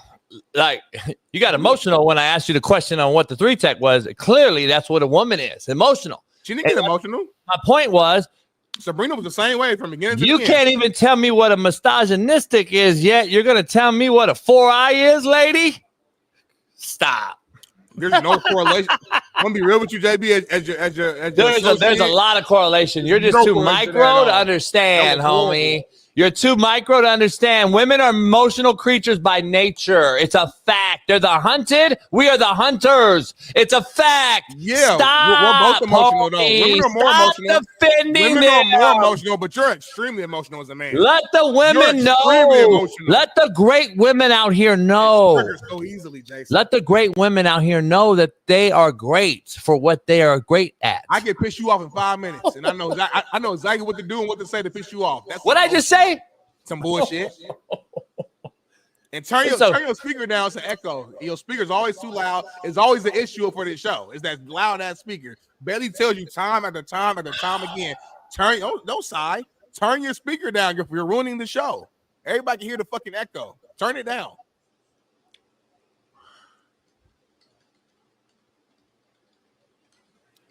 The Greg 72. Shut the fuck up. Why you mad? Why you triggered, homie? I'm not mad. Tell him shut the fuck up. I ain't gotta be mad till he shut the fuck up. Hey, emotional. You motherfuckers emotional now. It is certain people that I would like put hands on in real life. Like it's just that people be like in the show, like it's called keyboard warriors. They're tough behind it. They tough behind the keyboard, and then they see you gurus, and they see you in person. Smitty, oh, I love your folks so, bro. Got to take a picture with you. I'm gonna start saying no. Y'all phony. I might just start taking off on motherfuckers. I didn't want to know. I don't know. I don't want to know if you like me or not. Don't say nothing. It's the swing. As soon as you say my name, Smitty. Is this story true, Bailey, or not? I'm seeing it all over the place. What story? This story right here, Smitty. There's rumors coming out. Obviously, there's very big accounts coming out now. Apparently, that we'll see. I don't know. I got you. Where are we at? Is this the video? Is this the tweet? Bailey, Smitty, I don't know if you know how to say it, but we can't say a certain word. But apparently, his death was self-inflicted. Oh, okay. Is that what's out right now? That's what's out. Apparently, it came out a long time ago. I just didn't know if it was fake or not. Bailey did some research. We've been doing some research on the backside. Apparently, he self-inflicted death and after a car accident. Apparently. So apparently he was involved in a car wreck or something. He got out and fled, apparently. They're saying allegedly. And then I guess they caught him. He offed himself before they caught him. I don't know. That don't even make sense. Huh? That don't even crazy. Make sense, yeah, crazy. I don't know. Yeah, I'll be interested to hear more. I just I don't know. I know. It's just interesting. Like, yeah. Do we have the tweet, Bailey, or no? Let me see. What's the one we showed? What's the one you showed us here? He got it. I just think it's like a little longer. It's like a little. He gonna get it in. I think it's like a piece of an article connected to the tweet. He probably didn't want to get the long thing in there. Yeah, I don't know, Smitty, but I know this. Did the people in the accident pass away? I don't know that. I don't know that part. I'm just curious. Like, yeah, okay. I don't know that part. People we get in car accidents all the time. Like, you don't. Yeah, this is coming out of Frisco, Texas, right here. And listen, we're the first show going, so obviously we'll take the most heat. Oh, I'm gonna still say allegedly because we don't know the truth, but it is coming out on multiple platforms out of the sheriff's department as well. Apparently, Texas Department of Public Safety (DPS) troopers attempted to stop a vehicle for a traffic violation on the northbound lanes of the Dallas North Tollway near Keller Springs Boulevard. The driver refused to stop, resulting in a pursuit. However, DPS troopers lost sight of the vehicle and the pursuit was terminated.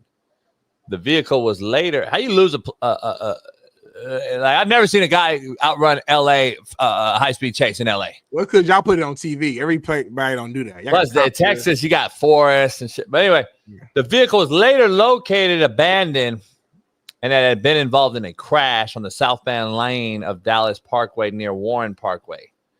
DPS aircraft and troopers, along with the Frisco Police Department, searched the immediate area and found the driver, 24-year-old Marshawn Neeland of Plano, deceased from a self-inflicted wound. That's weird. Oh. And this was from Nick Harris from Fort Worth Star Telegram, just for context. Yeah, interesting, man. I'll be interested to hear this more, just what was going on, because this just seems like a very abrupt thing to do. Like, why was there, like, the first question? I want to know what happened to the wreck. Why was there a chase? Like, what happened to the wreck? Yeah, like what happened to the wreck? But prior to the wreck, he said he didn't want to stop at a little stop. Like, why didn't he stop? What was going on right at that point is what I'm curious to know about. You know what I'm saying? So I'm just I just got more questions. It's still an interesting story. Now I'm not gonna get into the whole CTE bullshit thing because I'm not gonna dive into that right now. Here's the thing though, we got to stop using mental health though, like I always say, for every excuse too. Like, we can't just come out and if we're gonna say allegedly on one side, we got to say allegedly on the other side too, because we got to stop with the mental health thing. Is it automatic? It's mental health because the motherfucker just scooped and scored a touchdown in a fucking NFL football game 4 days ago. He didn't have mental health, so we got to stop with that shit too. I mean, that's just the real shit. I don't know. Like I said, everything's alleged right now. I don't know. It's just a lot. I don't know somebody who would just be able to just do this though with a clear mind either. We don't like I'm saying me, like right now I don't have no mental health issues. No matter, I couldn't just do that because mental health picks us, Smitty. We don't pick mental health. I know. Again, I'm not saying I don't know right now. We're just I'm just saying to that point though. Like, to me, it does take some sort of mental something for you to just do that though. Like, just abruptly like that. Like you say, he just scored a touchdown last week and then boom. So like, I don't know. That's why I need more context to know what the fuck was going on. I don't think we ever know though. Yeah, I know. I'm just saying I want more context to know what was going on with this situation, because just reading what we just read, police chase, you lose the police, they find you, got an accident, and then boom. If all that's true, there has to be way more of a story behind that. Like that's not enough of a tragic situation for it to end the way it ended, is all I'm saying. Yeah. Mackenzie Willis, you can eat a dick, bitch, because obviously I didn't say anything that was not right. So eat a dick. So anyway, again, rest in peace to this kid's parents and families. Got to deal with this and mourn with this today. And as more comes out, we'll give it to you. Since we are the earliest show on live on YouTube, we break the shit that comes out, or we don't break it, but we air it. And unfortunately, the bottom line is he's no longer here. That's where you got to stop. That's where you got to just go with. Like, he's no longer here. That's the fucked up part about this whole thing. Regardless of the reason or the rationale, we don't know. Moving on to a weird story or funny story, or I don't know what story. Interesting story, to say the least. Yeah, because I got like this happened to me. Nah, you've never been through that. And by the way, it's funny. You know what's funny, homie? What? I was with both brothers not too long ago because they live down where my boat is gonna be. So you know where that is. And they have a liquor line. Oh, okay. And they have it at the same place my cigars are.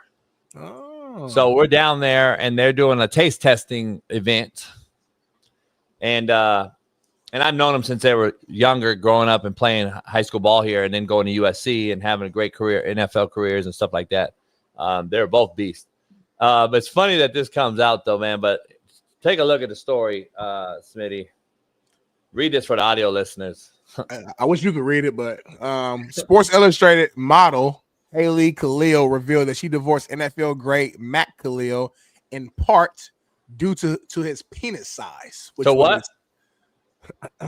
Sports Illustrated model Haley Khalil revealed that she divorced NFL star Matt Khalil in part due to his penis size, which was a serious problem. Like too small?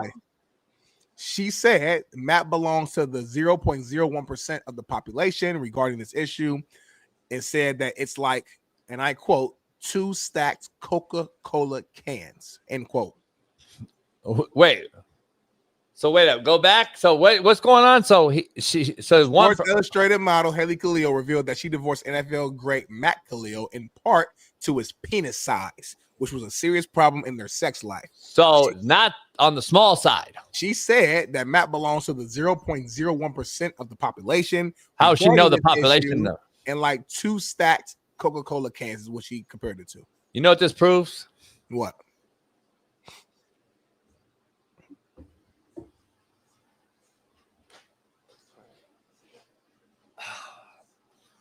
Dear baby Jesus, bow our heads. Okay, pray to this.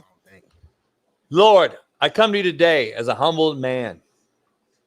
And I've come to realize, Lord, that everything I've been saying for so many years with Smitty has come to full fruition today. And it's the truth. And we're the realest show on planet Earth, Lord. Thank you, Lord, for touching and blessing this show the way you do to make us the realest show on planet Earth. We have found out, Lord, that females are mad when your dick's too little. And then females now, Lord, are mad because your dick's too big. Guess what, Lord? You've made me realize you cannot please a woman, Lord. You just can't please a woman. It don't matter what, Lord. You got new eyebrows. You want a new hair. You want makeup. You want new titties. You want new ass. You need new fit. Oh, yeah. You need lips. Take out your ass. Put in your lips. You need cheek filler. Lord, you cannot please a woman, Lord. I told you before. Anything that pleases what the mother don't die is a different anomaly. You can't fix these people. So, Lord, I love my women out there. As we move on amicably, make me a sandwich. Give me some it. He love them though. And we love you, but we cannot please you. I've come to that realization, and I will never try to please you ever again. Because Matt Khalil's dick's too big, and she left. And the last cat she was with, her dick was too little, and she left. Well, which one is it? Your name, Jesus' name, we pray. Amen. You better stop playing with the Lord, homie. I'm telling you that. I'm not playing with the Lord, homie. I'm not playing with the Lord. You can't please him. You can't fucking please him. You're complaining to God about his creature. You know that, right?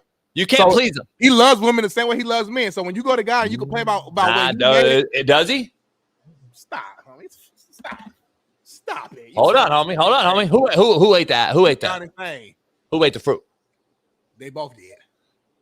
No, they didn't. Somebody gave him somebody what is that word? What is that word? Seduced them. She seduced them, homie. Just like women do. Women are seducers. And the man was weak, and you women are seducers. They know what they got. They know pussy was undefeated. They knew pussy was undefeated when God made them. God said, hey, you got something that's undefeated. But unfortunately, the next rod. Why is God whispering right now? First of all, well, because God whispered to her. She said, "Hey." Why is God whispering? Really? Said, "Hey, little girl, you got something that's undefeated. It's called pussy. Unfortunately, new pussy is gonna outweigh your pussy." God, I love that. Nothing to do with this guy. And then, guess what? They realized right there, Smitty, they had us by the balls, homie. They had us by the balls from Jump Street, homie. They knew. You can't have a big enough dick. You can't have a too small of a dick. You can't have the dick's too medium. Then I want to go try a bigger dick. And then my dick's too big. I got to go get a smaller dick. And then I got to get lip filler. I got to get new fucking eyebrows. I got to get fucking new hair. I got to get fucking ass cheeks involved. I fucking never please them, homie.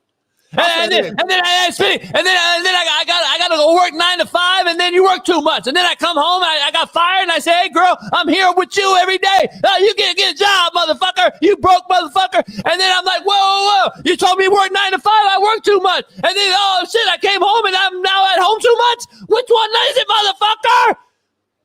You're a fucking unpleasable human being, homie. You're gonna be single for the rest of your life, homie. I am going to be single for your life. You will never be able to get a woman.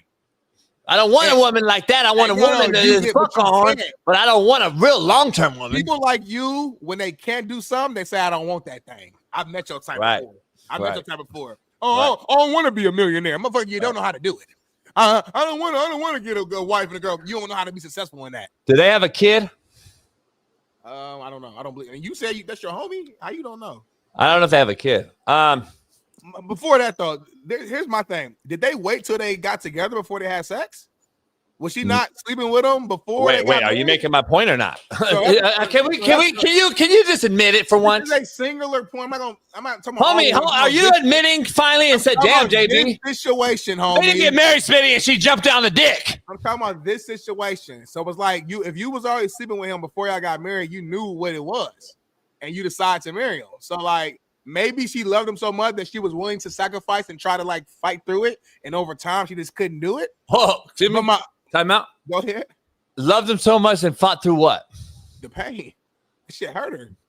But I'll say this though, as a man, though, if I'm Matt Khalil, I know he feel great right now. Like as a man, like ego wise, if I'm ever gonna get broken up with, this is how you do it. Like, so how many women are trying to get at him right now? She said he's a great, countless. She said he's a great man. She said he's this, that, and the third. The only reason why they broke up because the shit was too big.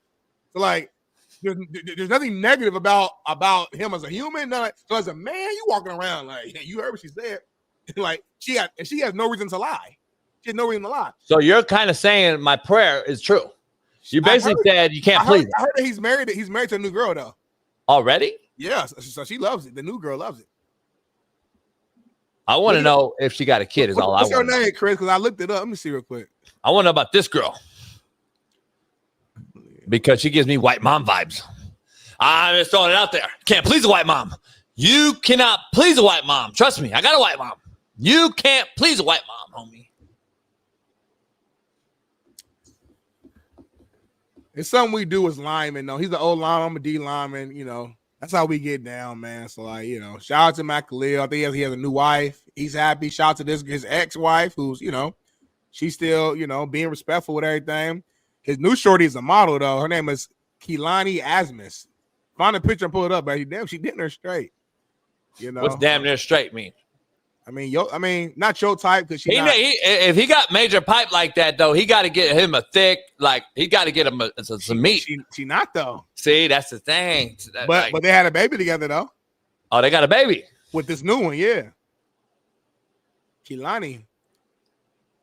So like the other bitches look at her and be like, "Bitch, you taking pipe and you're a hoe." Some women just love that shit though. So a lot of women like. Most women I told you they give out babies, homie. That shit open up. Most women like a little bit of pain. Some women love the pain. They shit open up. That shit open up, by the way. So stop acting as if they can't take a dick. They could the shit open up and have a fucking our size head come out, homie. Stop. Yeah, but they don't like that though. I mean, it's painful. I get it. But it ain't like they're giving birth and the shit. They getting turned on. That shit hurts. Like they're shitting. They do shit on themselves. Like literally. That's why they get epidurals and shit so they can like make through the pain. It's very painful. You do know I was at my daughter's when she was birthed, right? You know how to know how the body works, right? I didn't know if you was there or not because I didn't know the situation with you and the mother. So even if I wasn't there, I know how it works. So I don't know if you need to let me know they shit on themselves. So you wasn't there. Yeah, I was there. I was trusting. I was there. I cut the cord, Smitty. Remember? I cut the cord, homie. So anyway, Yeah, I was a good dad, homie. I was at the motherfucker. I did the bullshit Lamaz. I did the bullshit Lamaz and all that bullshit. I ain't say you wasn't a good daddy, yo. Man. Lamaz was the joke, by the way. Who? Lamaz class. Fucking joke. Like the bitches don't even want to be there anyway.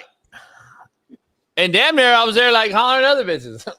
But anyway. See, that's the problem. That's the problem with men. Chris is mad at you, by the way, too. Why? JB ignored me when I've been giving him intel this entire time. Oh, I haven't seen the chat's moving, so I don't know. It is moving really very fast today. She said they divorced in 2022. Matt is married to Kalani. They have a kid. She's very interested in this for some reason. Chris said she's gonna pull up the Saturday. Let me see. What did she say? Married again. She said same thing twice. Married again. She said married again like 3-4 times. All right, so yeah, we caught up.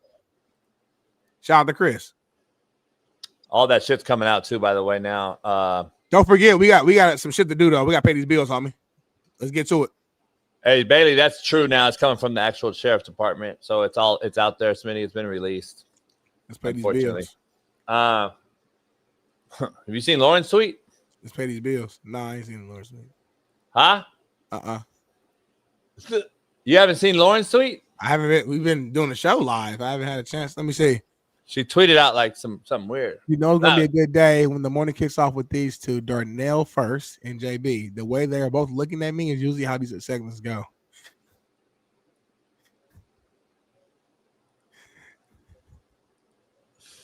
What do you take from that? I mean, the way she's looking at us is kind of how the segment go. Anyway, man, this segment. I know y'all was texting though. That kind of threw me off a little bit, like threw me for a loop. But go ahead. What's up? The fact that you two text often is just kind of interesting.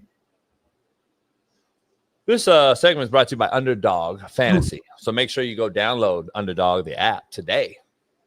And use our promo code Coach AB and get $100 in bonus entries when you play your first $5. Yes, that is $100 in bonus entries when you play your first $5. That's promo code Coach JB.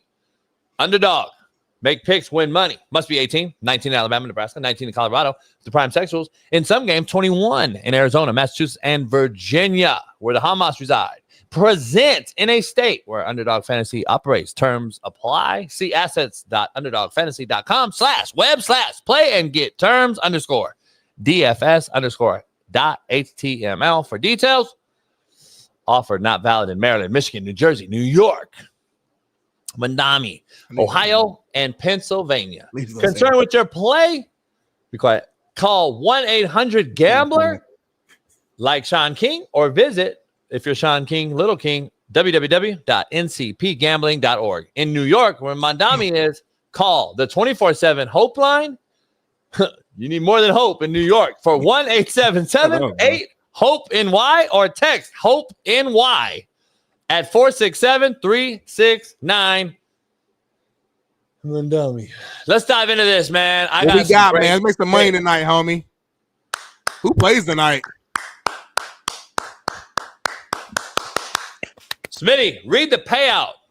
Oh my God, let me see. I can't even see it because it's cut off. Let me see. Oh, you can't see the payout? Nope. It's fucking $20 for $2,500.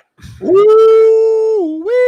$20 to win you $2,500 damn near today. Damn near or $2,500? Damn near $2,500 on $20 bet. Damn, homie. And it's not all overs. Everybody say it's over. It's not all over. All right. What we got to do Go ahead, then, Smitty, read this out for Underdog. Read these picks out. All right, so we're going to start things off with the Raiders, man. You got Geno Smith, lower than 212.5 passing yards tonight. You like that? You feel good about that? Denver's D. Geno struggling. Geno really don't have no weapons. Brock Bowers is back, so I think he gets a lot of catches, but he's not going to get no big-time yak. I think 212, under 212 is a really, really, really feasible thing right now because I've been going over on all the passing yards, dog. These motherfuckers don't even hit 200 yards no more. Jeez. So I am confident he throws for under because I think Genty, they rely on Genty tonight. All right, well, let's go to the next one then. J.K. Dobbins, man, higher than 70.5 rushing yards. J.K. Dobbins has kind of had a little bit of a resurgence of his career. He's back 100% healthy now. Higher than 70.5 rushing yards, JB. The Raiders' defense is poor. Their D-line, the run game is not very good. Max Crosby's the only bright light over there. They're not very good on defense. Denver, they tote the rock. They play good defense. I like him and Cortland Sutton tandem tonight, both being higher than the number. And you got Cortland Sutton going higher than 58.5 receiving yards, man. That's the veteran over there, best receiver on the team. You already mentioned Ashton Genty, but you actually put Ashton Genty lower than 53.5 rushing yards, which is kind of contradicts what you said earlier about handing the ball off to him a lot. Tell us real quick why you have him going lower.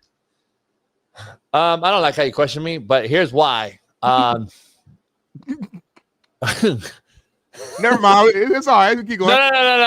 I'm just laughing because I was going to say something, but here's why.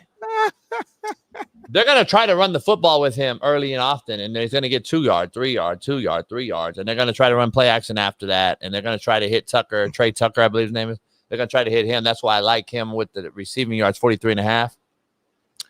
But doesn't equal anything near 212 passing. Doesn't equal anything with Trey Tucker getting over the number, by the way.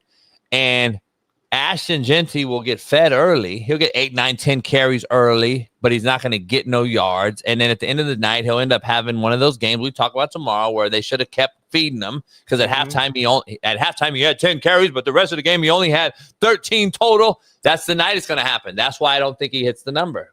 But I think he'll be the focus. He can still get a lot of carries and not get the yards. All right. Well, let me wrap things up with the last 3, man. You got Brock Bowers going higher than 6.5 receptions. I think that's common sense. We all know that. Trey Tucker higher than 43.5 receiving yards. And then Bo Nix higher than 219.5 passing yards to close out this amazing parlay. $20 for damn near $2,500. Go do that right now. Use promo code JB. Jay Earn was talking shit, said this is dead money, said don't do it. But we just said, he always hate on JB, so we don't really count that. Go there and make this money, man. Go to Underdog right now. Use the promo code Coach J to the B. Jay Earn, you don't have to bet though. I don't understand. We don't have a gun to your head, homie. You don't have to bet. So guess what? You don't have to comment either. Because people give me bets every day. I don't take them. What the fuck we talking about here, homie? God damn, this ain't New York, homie. By the way, Chris knows the wife. And that's why when she saw this story, she looked into it to get more detail and stuff like that. So she personally knows the wife. So shout out to Chris. Well, Khalil lives out that way. How you know where she live at?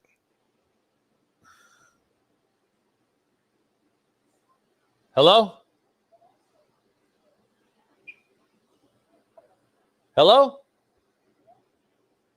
Hi, this is Joseph Champus calling from Citizens. I'm speaking with Jason Brown. Calling from what? New York? This is Joseph Champus calling from Citizens. Am I speaking with Jason Brown? It depends who's asking. I don't talk to Hamas. Who is this? Again, sir, this is Joseph Champus. Let me guess. You're not in fucking America, are you? Where are you calling me from, homie? Stop fucking calling me fucking Hamas. Fuck. Go to New York. Anyway. You so racist, bro. It's scary. What's up? Earlier, Leah said not all women poo. She called you poo. I think earlier when you were talking about it's either 2 things. Either A, not all women like the big pipe who are thick women, or B, I don't know. I think that's she's talking about poo. She's talking about when you have a baby, homie. Not all women shit themselves. Oh, he's calling poo. Yeah, not hard. I mean, are you that micro today? I thought she was calling you poo like a nickname. No, in the hood, poo was like a nickname. No. Yeah. But Monique said that's a damn lie, though. Which piece? So Monique must have kids. No, she got kids for sure. She got 2 kids. How do you know how many kids Monique has? Anyway, man, we got a lot going on. Tomorrow's Free Game Friday. Now, here's the thing, so everyone knows. Tomorrow, I'll get in the car as I travel to court for a certain situation and I'll start the show with Smitty, and I'll be in the car rolling with a stick and some yak. And then Shaun King will call in, and he'll take over the co-host role with Darnell Smith, who resides at 1417 Prairie Avenue. Those 2 guys will run the show as I'm gonna be in Mo doing the show. I'm going to Moval tomorrow doing the show. Where? Moval. I don't know where that is, but anyway. Monique got one kid and she's in college, so she's an empty nester. Oh, Monique looks very young. Empty nester. She had her a little young, like when she was like 21, but she's great mother, raised her kid. Her kid's amazing, very intelligent, about to get a degree. And like I said, Monique is a single mother, empty nester at home, make her own money. She out here in LA, well, in OC, but you know, whatever. She moves around, loves to have a good time, loves to have a drink or two with good people.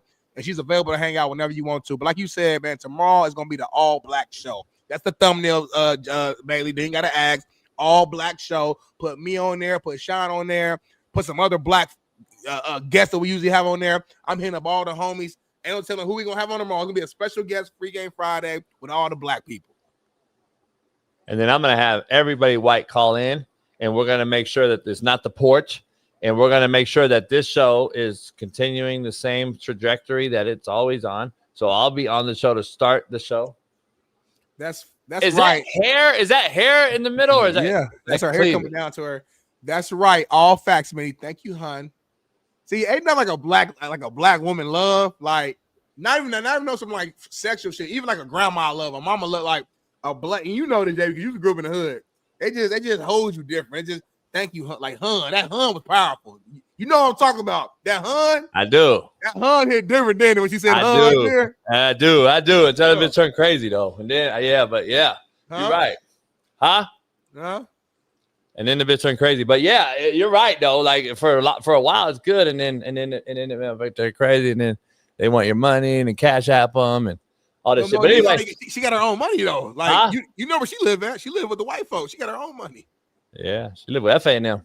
But listen, man, we'll be on there tomorrow, Friday, and I'll be on for most of the show still. Because you click into the link from court and Hey, just mute your phone and put it down. Thinking, what if I did that shit, homie? And just put it down, like mute it, so obviously you don't get in trouble. But like, but if I mute it, you can't hear it. Though. No. I mean, like mute RN where you can. I would literally, I'd be fired from my situation if I probably did that. You would. So we were trending this week, right? You don't think that I go live in court on our show that's growing rapidly that it's going to be trending again?